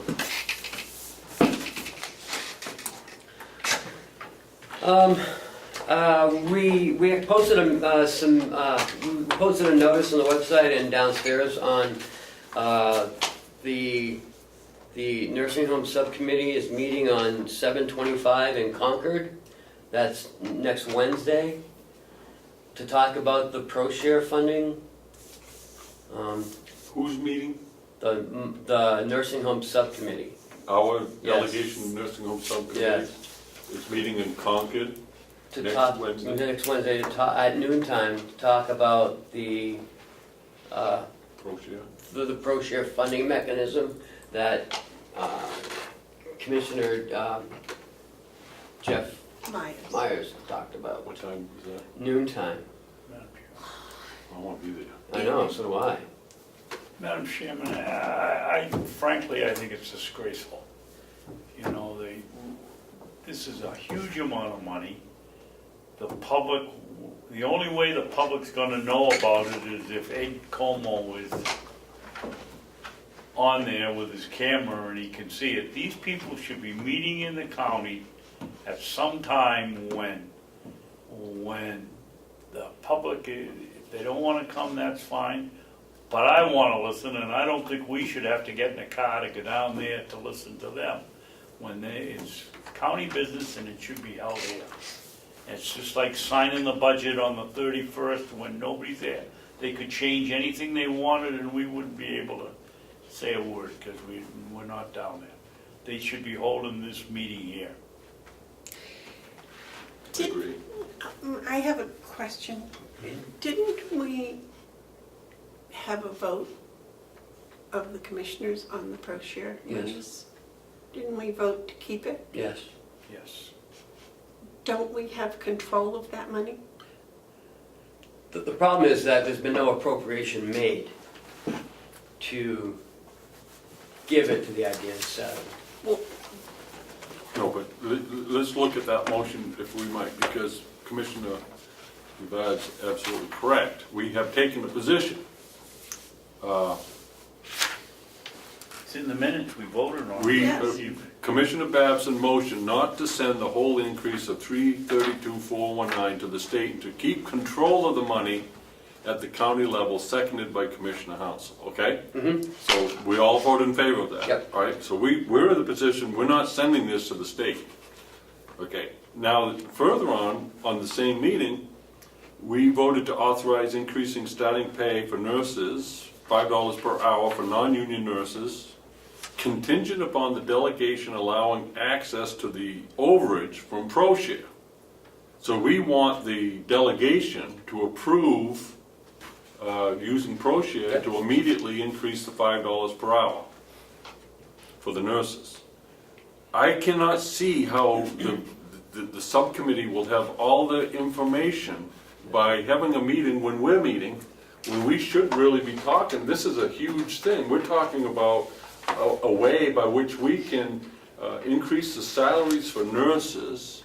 Help solve a problem that we have. Right, and we need their help, and it would be, and I agree with Commissioner Babson. I think it's important that a subcommittee of the delegation working on county business be done for the convenience of all of county government, and that meeting should be here. well, if they're talking about releasing money from this ProShare overage for nurses' raises, I think they should be presented with the information. And I would think that would mean Howie would be there, Ken would be there, we would be there. And And that would make it, I would think, a county residential thing, if you would, that they should be in the county to do that. I got the impression that they didn't know that we had already had some discussion about this, and we'd already made some decisions about this. I don't know what they know. I have no idea. Well, they all watched the video, they tell us Well, that. maybe, you know, well, here's the thing, maybe we ought to just kind of understand, it's to their convenience, because perhaps they're all down in Concord on that day, it is for their convenience, and I can appreciate that. you know, sometimes they do that, but in this case, they're making the wrong decision. And we need to reach out to them and ask them to think where they're gonna have that meeting, and to have it here, not to have it, you know, if they disregard that, then, that would be unfortunate, because they would, if they wanna hear from us, they would have to know that it's going to take several vehicles for you and the commissioners and Howie and the nurses, because I think it's important for Howie to have his support team on something like this. It's kind of complex. Could possibly we write them a letter saying we have a lot of information bearing on this discussion? Who's this chairman? Representative Nelson? I think a phone call to Representative Nelson from Kent might be sufficient. I don't think we need to write a letter. I think we need to take the position that it was convenient for them to meet there, but it's inconvenient for us, and would they please change? Well, and we have a lot of pertinent information and witnesses or people contributing to that information. So could Ken reach out to Representative Nelson and ask him to reconsider his venue?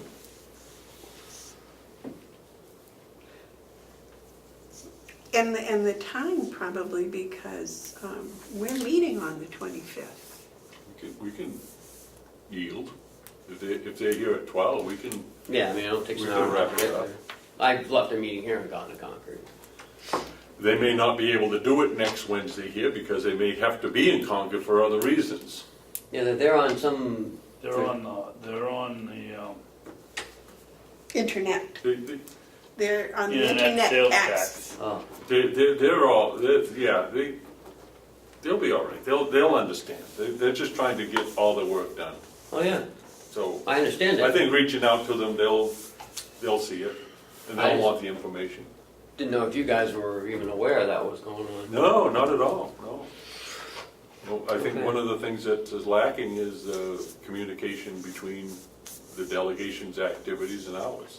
That link, that communication link is. You might tell Representative Nelson also that we have had a discussion about this. Because I don't think he's aware of that.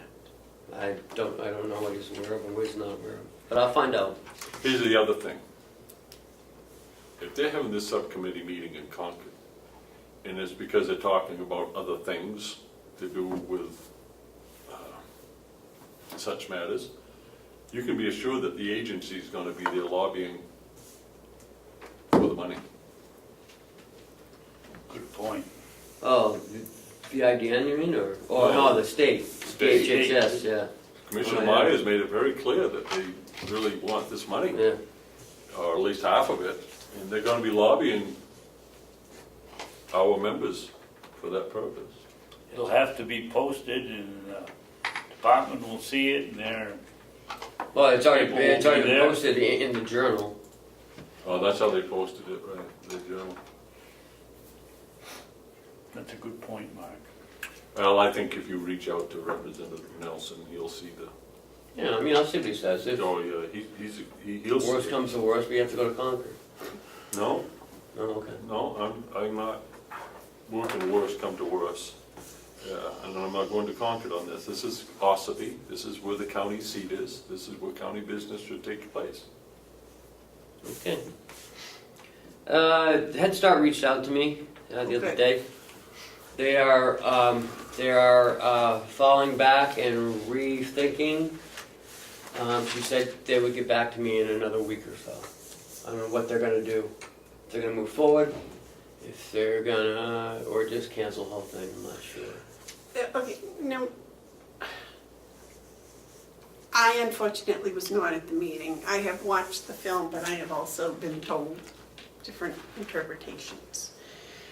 And I can't seem to get an answer if it was because the lease was for too little, and if an increase in the lease would be acceptable to the delegation or not. Yes, sir. I don't know what's acceptable to the delegation, and I can't make my decision based on what they find to be acceptable when we're supposed to go first.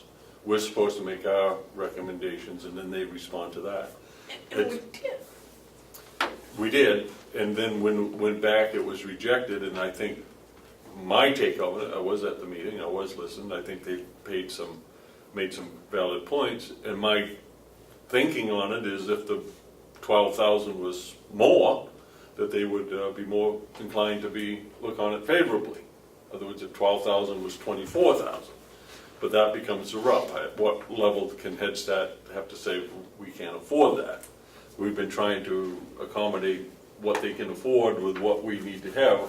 And I do believe in the conversation, there was some things pointed out that $12,000 would not be enough, and it would end up being, in one fashion or another, subsidized by Carroll County taxpayers. And I have a problem with the Carroll County taxpayers, but subsidizing a federal government program when really it should be the other way around. So I think that I'd be inclined to go forward, but not at $12,000 level. What was your take, Dave? I think that the delegation thought that it wasn't enough money. One of them said that the going rate was $22 a square foot, which would obviously put the delegation, or put the Head Start program right out of even thinking about it. There was a lot of question that, in my own opinion, that the delegation had no business asking, whether they have to get out of the Mason's place or whatever. There are several questions that, why do they need all the space that they're asking for? My own opinion is that there's a faction of the delegation that wants to see that wing come down, and they're going to do everything they can to obstruct the use of that wing. Frankly, I think that the $1,000 a month was probably too cheap, but we ought to have come up, or they ought to have suggested a sliding scale, so that once Head Start's there and they got everything that they have to have that it's going to cost them money, then they can afford to pay a little bit more on the rent. But it didn't go that way. And I hope Head Start doesn't dump us, but if they do, I'm not going to spend any more time chasing my tail. Okay, so I think maybe we can, from what I hear, we can instruct Ken that when he discusses with Head Start what they might do, that more rent, possibly on a sliding scale, would be a place for them to... An increasing scale. An increasing scale. So that when it comes before the commissioners, we wouldn't have to reject it again. Yes, sir? There was also some concern about the length of the arrangement, that it was too long, and that, I think, had some merit as well. Yes. Okay. So, I'm just trying to give Ken some direction, Well, so when they come back to him, that, he'll be able to come up with something that when he brings it to us, we can again back it and sign it. they should come back and say what they're able to and willing to pay. Willing and able to pay. And they should give us that number, and if it's $13,000, then I would have to say there's no opportunity. If it's $20,000, then we're talking, perhaps there's some opportunity. Okay, Is that kind of instructions we can give Yeah, Ken? I'd like to see, because we've wasted so much time, I think this is the fourth opportunity we've had to rent the place, and we've got nowhere, that the delegation ought to give us some guidelines of what they think we should get.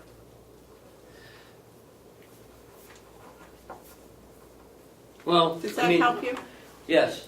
And remember though, you know, they were open to the Culinary Academy. Yes, they were. So, At 0 rent right. for the first year? Mm. Okay. In your packet is a copy of an engagement letter from Melanson and Heath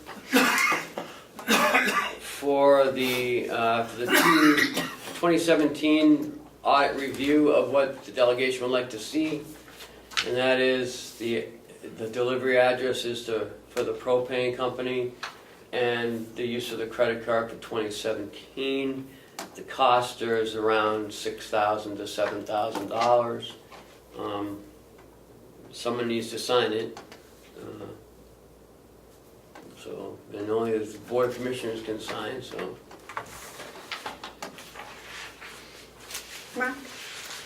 Okay, so there's two things that, at this point, I won't talk about the third thing, but, so I'll just talk about the two things. Do we have, it says it costs us between $6,500 to $7,500. I think budgeting, you need to look to the high number and hope for the low. So do we have $7,500 in our budget set aside for this? I don't believe so. So that's a significant amount of money that we hadn't planned on. The delegation, when they voted, did they vote to ask us to do this, or did they raise money with us to do? I mean, how's that work? The county commissioners get, What was the action by the delegation again? to have those two additional items be looked at in the 2017 audit. Okay, so at an expense of $7,500, I don't recall that they raised any money for that. They did not purpose. raise money for Well, Madam Chairman? Yes, Dave. I'm not, Mark, if you recall, Representative McCarthy gave a long dissertation about the audit had to apply to all the rules and regulations of the federal and local government, and that the law says that they have the right to ask questions, and he left the delegation, I think, with the impression that it would be included in there. It's not. It's not, but I think that's what the impression that he was giving. He went into a long dissertation about how they should be abiding by the laws of the state of New Hampshire and federal governments in an audit. So I think he thought that it would be included in the price. I We didn't raise any money. right, they did not raise the money, and I sent them the initial copy of how much it was gonna cost, almost 20,000, all the questions they had, and they scaled it back to these two questions, and they said, this is what we want done, so it is what it is. but did they put money to it? No, they did not, sir. How much do we have in that line item for, 30,000. and how much are we committed to? So far, we're gonna be pretty close. So this would be an over expenditure of that budget if we, I believe so.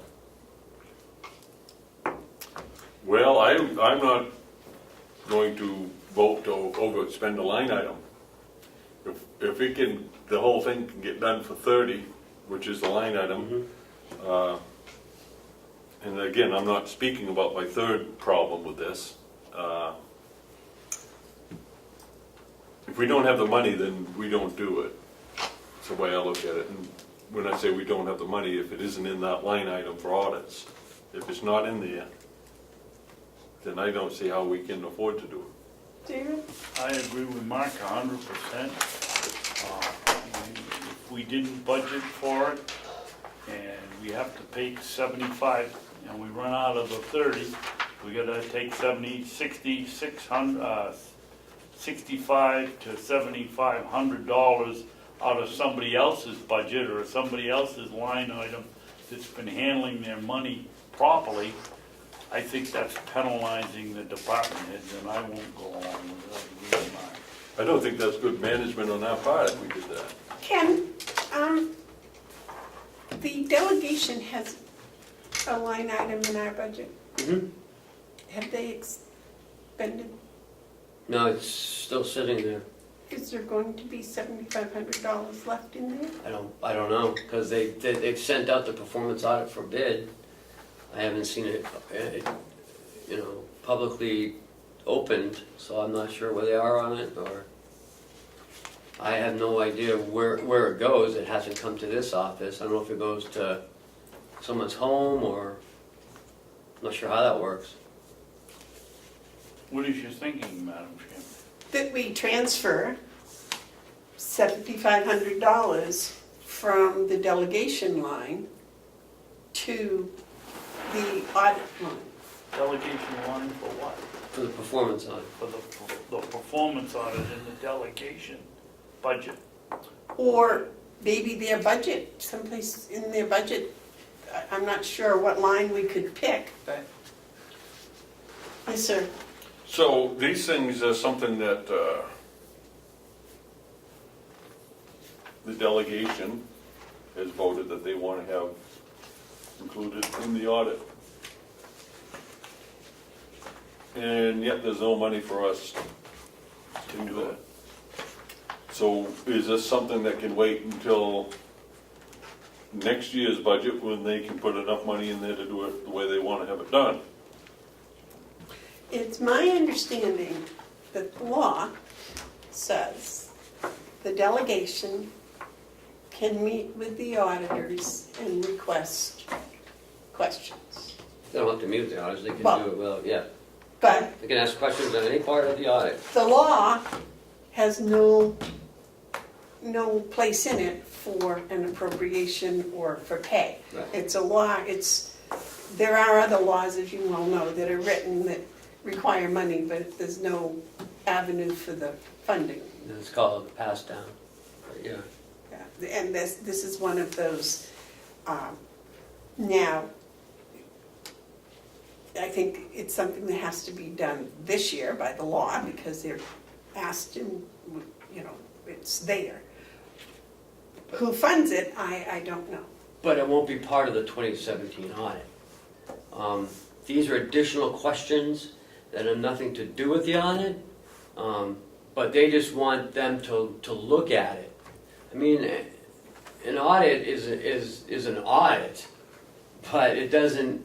This is another audit. This is like another audit. Yeah, they don't. But how does that law read? Does the law read that it has to be part of the audit, their questions? No, it just said no. It says question. They can have questions about the audit, or. But I could tell you that like that credit card thing's going to take a long time to go through, and they're not going to make that part of the audit and hold up the audit for that. These are agreed upon procedures. It's the same thing we did last year with the other questions like they did. It's to review what's happened in 17, but it's not going to be part of our financial audit.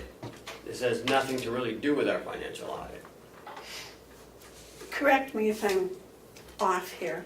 It seemed to me that the other audit that they're asking for also asked for the same thing about the credit cards. Is that? Yes, and we gave it to them, and I don't know what happened to it. But yeah, and that cost us $20,000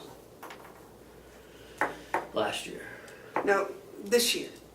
They're doing the, Oh, the performance audit? No, that has nothing to do with it. didn't they ask about the credit card? No, that was in the agreed upon procedures last year. Last year, okay. I'm sorry. Remember they had their list of 12 that they wanted answered, and Okay. So we're back to the point of, the law says they get to ask their questions. Does the law say we have to answer them? well, yeah, but it doesn't say it's going to be part of this audit, because it's not. I mean, they gave us a proposal. You do an audit, then they ask questions about the audit. Right. That's how it works. You don't ask your questions and have that be part of the audit. This is the audit, and they ask, do you have any questions? And they say, yes, we want to know about credit cards. But that's not what the law says, that prior to the audit, they can present items they would like investigated by the auditors. Right, but it doesn't say it's gonna be the same cost as the audit, because it's gonna take extra time and extra manpower to And do it. it doesn't say it has to be done at the same time No, either. it doesn't. But they, Right, so this, I don't know how many times you know, I don't know. so how close is the audit to being done? Well, Kathy's still working with them because, she's always being pulled off to do other stuff, so, she has a couple more questions to answer, and, so I'm guessing probably next month, August sometime. So we'll know then how much is left in the audit Yes, line. yes. And there, I don't know, maybe enough, may not be enough. So we'll have to Well, see. aren't we paying Melanson Heath a set amount? Yes. Can So we make- why don't we know if we've appropriated Well, we will, but, 30,000, and why can't we deduct what we're gonna pay from Melanson? And that should be what we have left over. right, but I was under the impression because we have over $500,000 of grants, there has to, or $750,000 of grants, there has to be a separate audit done for that. So. And that's not included in the audit quote? that we No, got? I put extra money in for that, and that's Okay. why it's at 30 this year. you don't have $7,500 in your I audit don't- no, line I for don't believe this. so, So 'cause we can't do this, Well, because we don't have the money. What I'm thinking is we might do what you really enjoy doing, we might table this. Well, we haven't got a motion on the floor at the table, but we could make this a special order of business for next week if you want. Not next week, I think it has to be after the audit is completed as such, and we know the number. So you want to make a motion and then put it on the table? I think we're better off just wait. But if we don't take any action, that's kind of being negligent as far as the law goes, I think. I don't know. Well, I don't know, I mean, you can't overexpend a line either, so. Well, that's what I'm saying, we're kind of in a I'd like fix to here. see that law before can we put this on for next week? Because I want to do some thinking and research myself. And if we just barge into it today, then I wouldn't feel comfortable with my vote. Make it a special order of business next week. Or just put it on the Yeah, agenda. put it on the agenda for next week. Because we don't have a motion, it's just, I'd like to revisit this next week. Last week,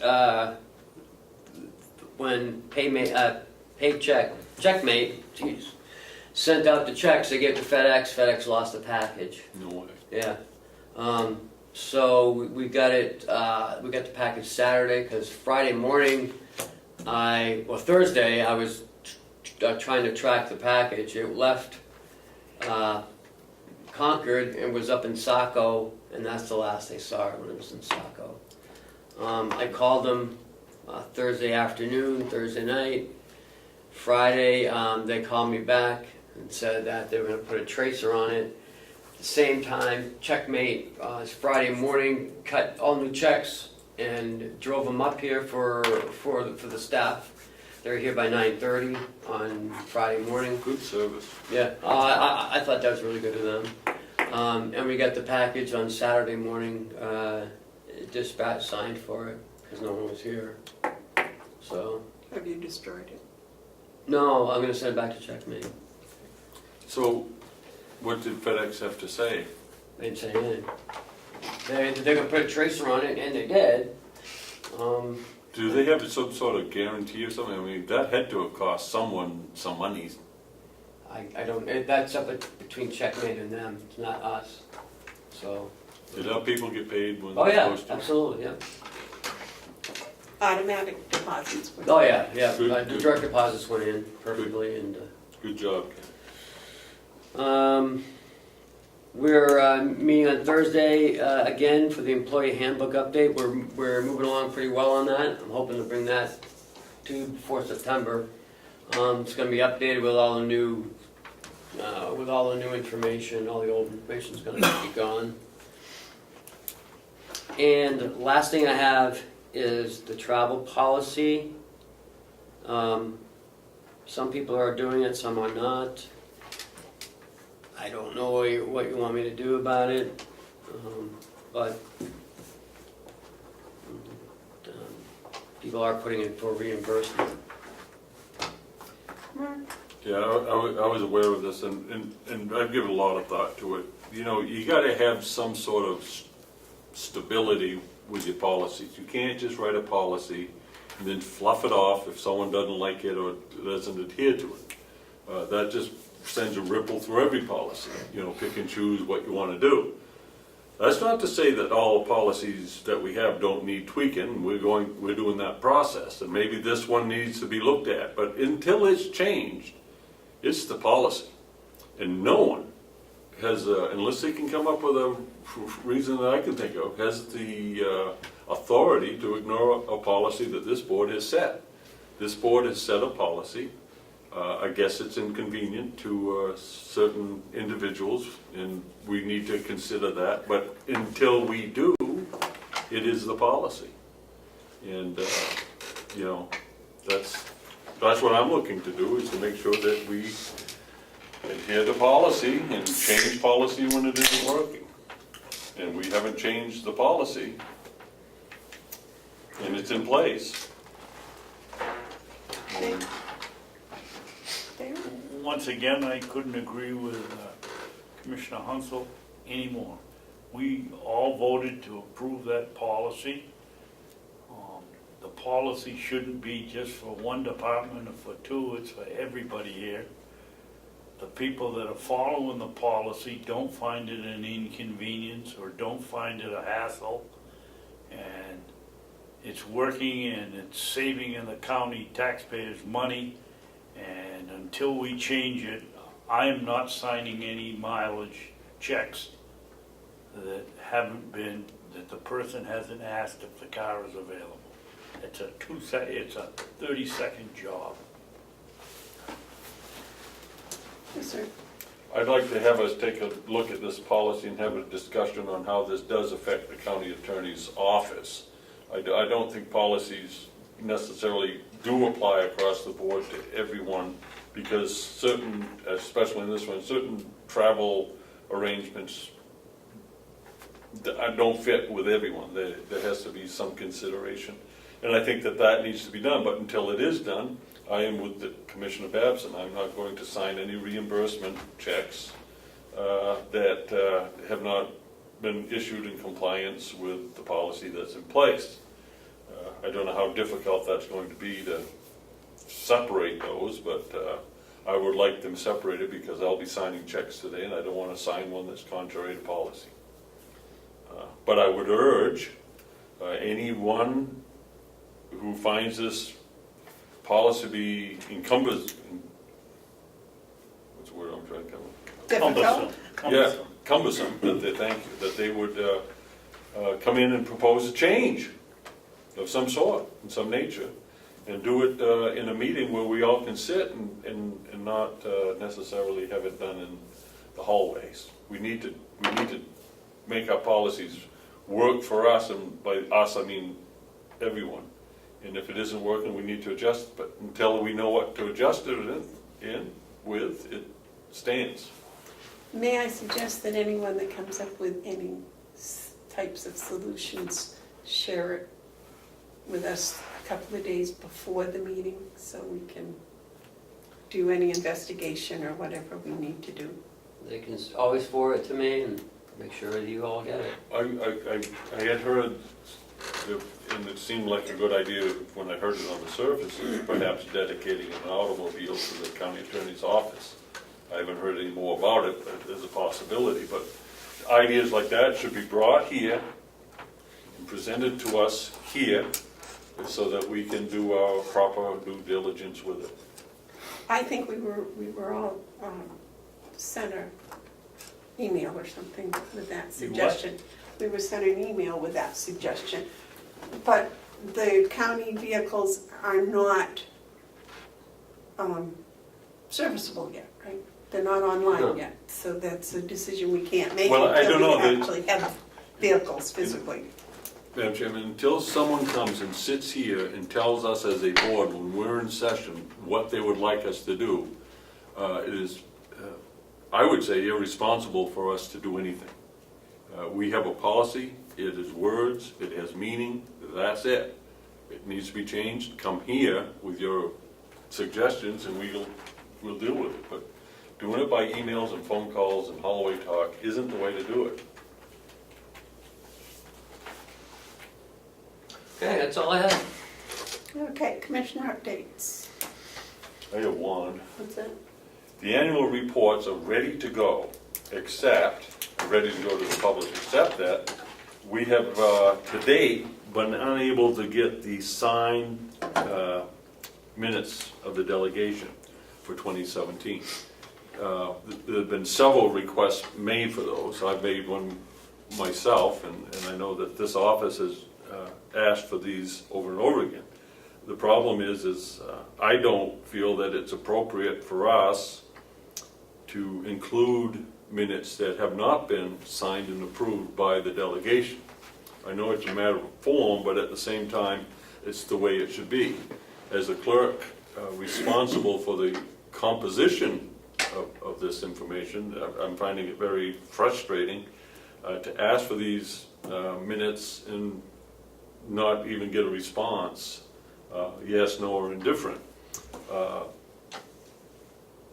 It's very difficult to complete a task in the way it's supposed to be completed when you don't get the assistance from a delegation that at least one of its members has taken the time to come in here to warn me that I'm breaking the law by not having it published. Well, I'm not going to publish a bad one. It's going to be a complete one, and it's going to be inclusive of the things it needs to be included of. Now, the delegation could write and say that they don't have any signed minutes, and then that puts me in a... And they're breaking the law. Well, I wouldn't say that, but they're putting me in a difficult position because I'm supposed to compile the information for the reports, and I haven't been able to do so. And even when we ask, and believe me, we've been asking politely. Madam Chairman, I'll make a motion that we direct the clerk of this board to stand down on chasing the minutes from the delegation, and at the point that they want to help us and get the minutes here, then he can continue his work. And we're not going to take, I'm not going to let him take the blame from the state or from the state historian or whoever it is, because they're not done. We've requested this information. I've heard Ken ask it, I've heard Mark ask it, and we haven't got it, and that's too long a motion, but I guess we'll just ask him to stand down till he gets... Would you like to add just the 2017 minutes is all we're looking for? Yeah, just 2017. 2017 minutes. Signed. Right, They need to be signed. 2017. I don't want to put someone in the minute, the annual report, and have someone come in and say, well, that's not what we did, and you can't prove it because it's not signed. They're not the official minutes. Yeah, they're not the official minutes. You know, I would be inclined, and by the way, I second his Okay. paragraph. Any discussion? Thank you.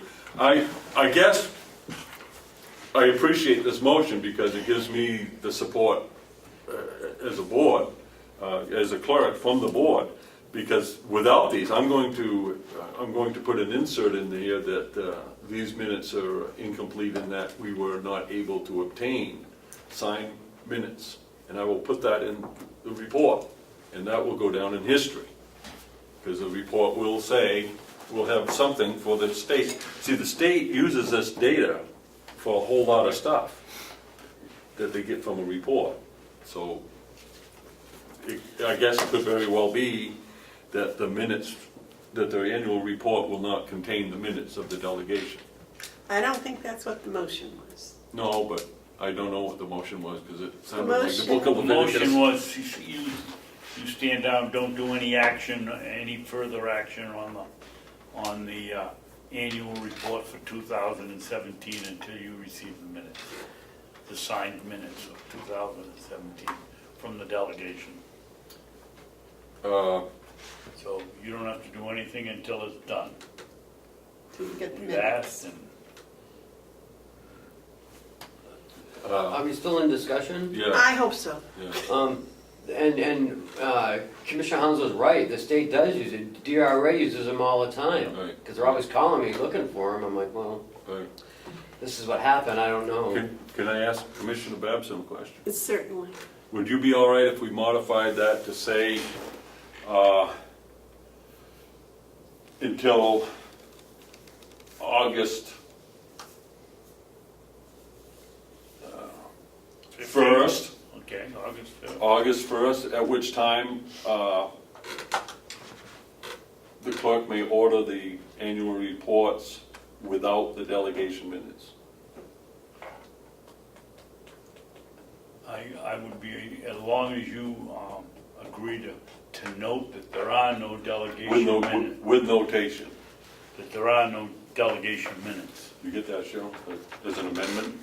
Now, I'll withdraw my motion and use that one. Yeah. Good luck, Across the Cheryl. paragraph. Well, let's give Cheryl a quick minute to figure out what we did.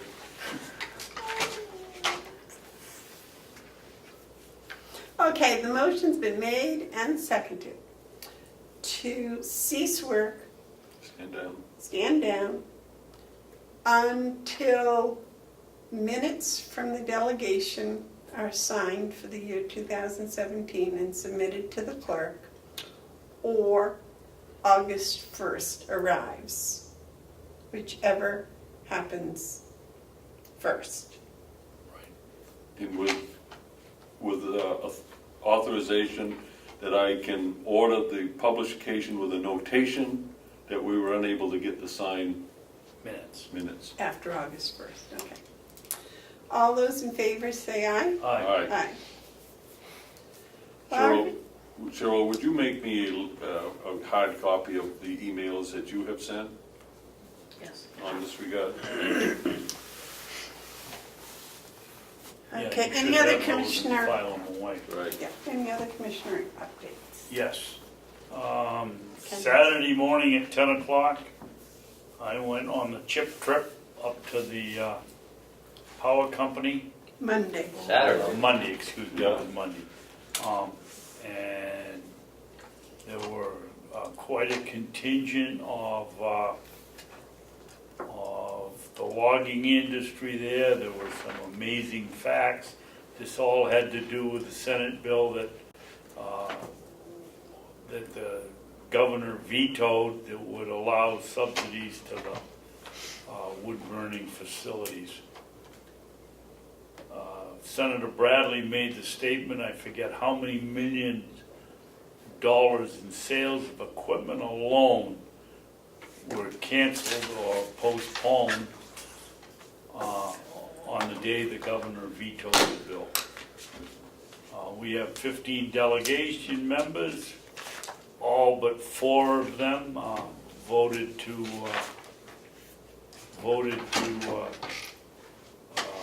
support the bill for a subsidy. Representative Comeau, Representative Avellini, Representative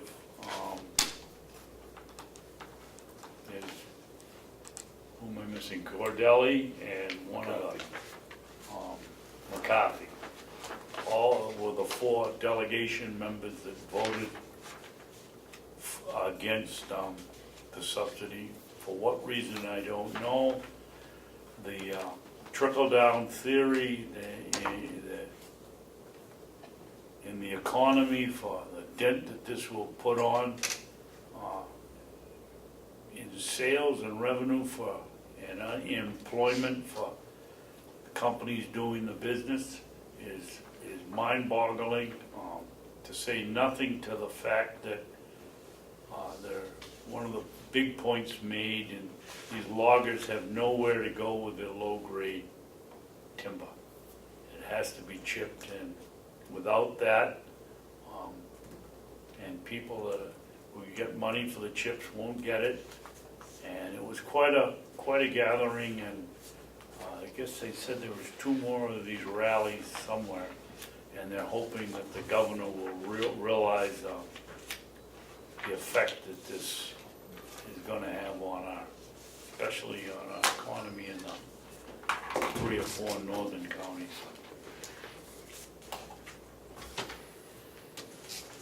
Yep. And the other one is the pumpkins are.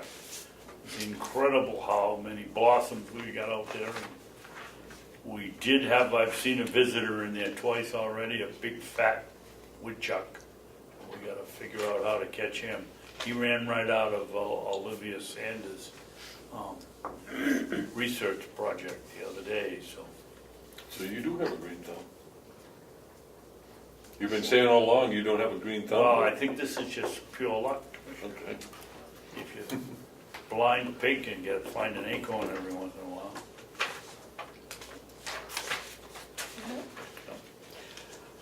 I also on Monday attended the Pine Tree Power presentation. I was late because I was at the Lands Committee meeting until after it had started. I too was impressed with the number of people that were there. The money is incredible that this community, this county is going to lose. It already has with the shutdown of Pine Tree Power. I spoke with a person that sells diesel, and they said the day that Pine Tree Power stopped taking chips, they saw it in their diesel sales. So I was there, not so much as a commissioner, but as a farmer who recently, I purchased a piece of property. I need to have it chipped. I contacted 3 people to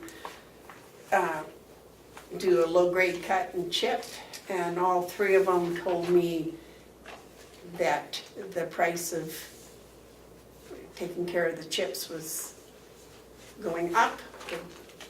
The very closest was Westbrook, and they had been shut back as to how many loads, and they were a Maine company that they could take into Westbrook. So this is having an effect not only in Carroll County, but into Maine and the Maine loggers as well, so it's a regional thing. Also, when I had contacted Resource Management about wanting some ash, they told me that they thought that Pine Tree Power was going to run out of chips and cease making ash by the 1st of August, and I was not going to be able to get ash in September.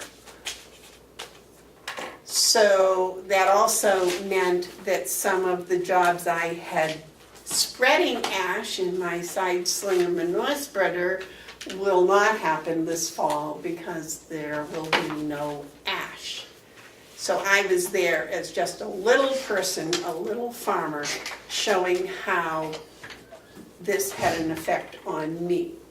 And I am sure that that can be translated to probably 80% of the people in this county because of either relatives that are involved somehow or directly involved. So the fact that the governor vetoed the bill, I think it's because has not been properly informed. I spoke with one of the representatives that did not vote in favor of it. We had a long discussion about how it came about, how Pine Tree Power, why it's there, the fact that a lot of people forget that the electricity we use, if it doesn't come from Little Pine Tree Power and other biomass producing companies in Vermont, in Maine, in New Hampshire, is dependent upon the main national grid, and we all know that that can shut down at any time. So it's absolutely imperative that we have some backup system here. And I will stop preaching and I'll get off my soapbox and say thank you. David?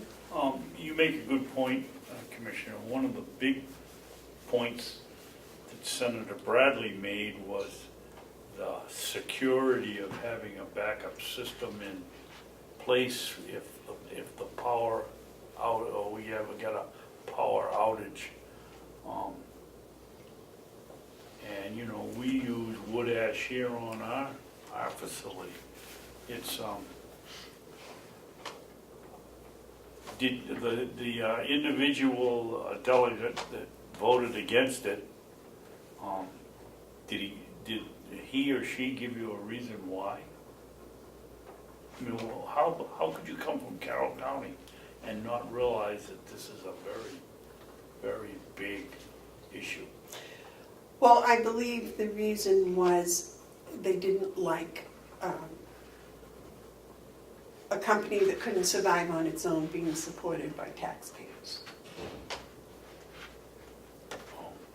Which I hope they might rethink that a little bit. So I wonder how they would stand with milk subsidies and farm subsidies and subsidies to nuclear and subsidies to oil. I And, am sure they're against all of them. well, New Hampshire is 90% forest. The only state that has more trees per area than New Hampshire is Maine. And to know that we have technology that takes dead trees and turn it into electricity is just too good to let go of. Perhaps there has to be adjustments in, you know, the subsidy side of it, but not to pass this bill at this time is extremely harmful, not only to ratepayers and to the economy, but also to our quest for affordable power in the future. We shouldn't just abandon wood chips. It's Sustainable. well, it's going backwards. It's sustainable, but it's also at some point it could very well be necessary. And to pull the plug, pun intended, is unfortunate. And I hope all the legislators, and I do understand Governor Sununu's position. I do think that there's a problem when government seeks subsidies of businesses that can't survive on their own. But to pick one and just pull it is, I think it's harmful. Okay, is there any other commissioners' input? All right, and we have non-public. Is there any public input? Yeah, I'd like to ask a question. Uh-huh. There's been a lot of dialogue about the wood burning electricity. And we haven't been given the reasons why they can't be self-supporting. That seems to be a crucial factor. One of the answers I have been given when I asked that question is a lot of our electricity is being produced by natural gas, which is about 50 cents a gallon versus, you know, the wood, getting the wood, burning the wood, it's all more expensive.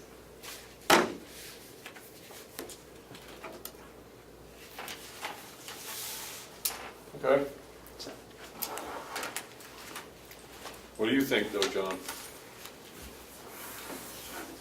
Well, for business to go about entering that venture to produce electricity, they would have first had a business plan and an estimate as to what the cost versus profit would be. Why would they even go into it if there was not going to be any profit or even sustainability, if you were to use that word and that terminology? It doesn't make any sense. Something went awry somewhere along the way, and I've not heard any explanation as to what happened and what took place. That all of a sudden now it can't sustain itself in the industry. I don't know if it ever could sustain itself. Perhaps they started because the subsidy was offered. I don't know the history. 30 years ago, roughly, there was a 20-year contract between these little biomass producing electricity and public service that was to go on, I believe it was a 20-year contract. And that was when there was a terrible fear of not having oil coming in from foreign countries. And there was a big push to have none, what do they call oil in those? Crude oil, but not use those sources that were going to run out eventually, to use something that would be sustainable. And technology, now in the Permian Basin alone here in this country, we're producing more oil than they ever thought they could. They're using shale and other ways of finding oil and natural gas. So I think technology maybe helped the other sources more so than the biomass. The same way with solar electricity. And also, there's other technologies that are not allowed in the markets today because of competition, so. That's a serious crime, I think, that is available, we're not utilizing it. Thank you. Thank you, John. So who's signing checks today? I will. I think these two gentlemen are. Okay. I gotta go home, I got a house guest, I can do it tomorrow, or I've done it 3 Okay. weeks in a row. You did not do it last week. And you've used that for... No, I didn't do it last week, I did it for 3 weeks before that. I'm doing it. Okay. I'm going over again. We're gonna adjourn. Yeah, adjourn. I made a motion to adjourn. Second. We are adjourned. We are in adjournment. We're done.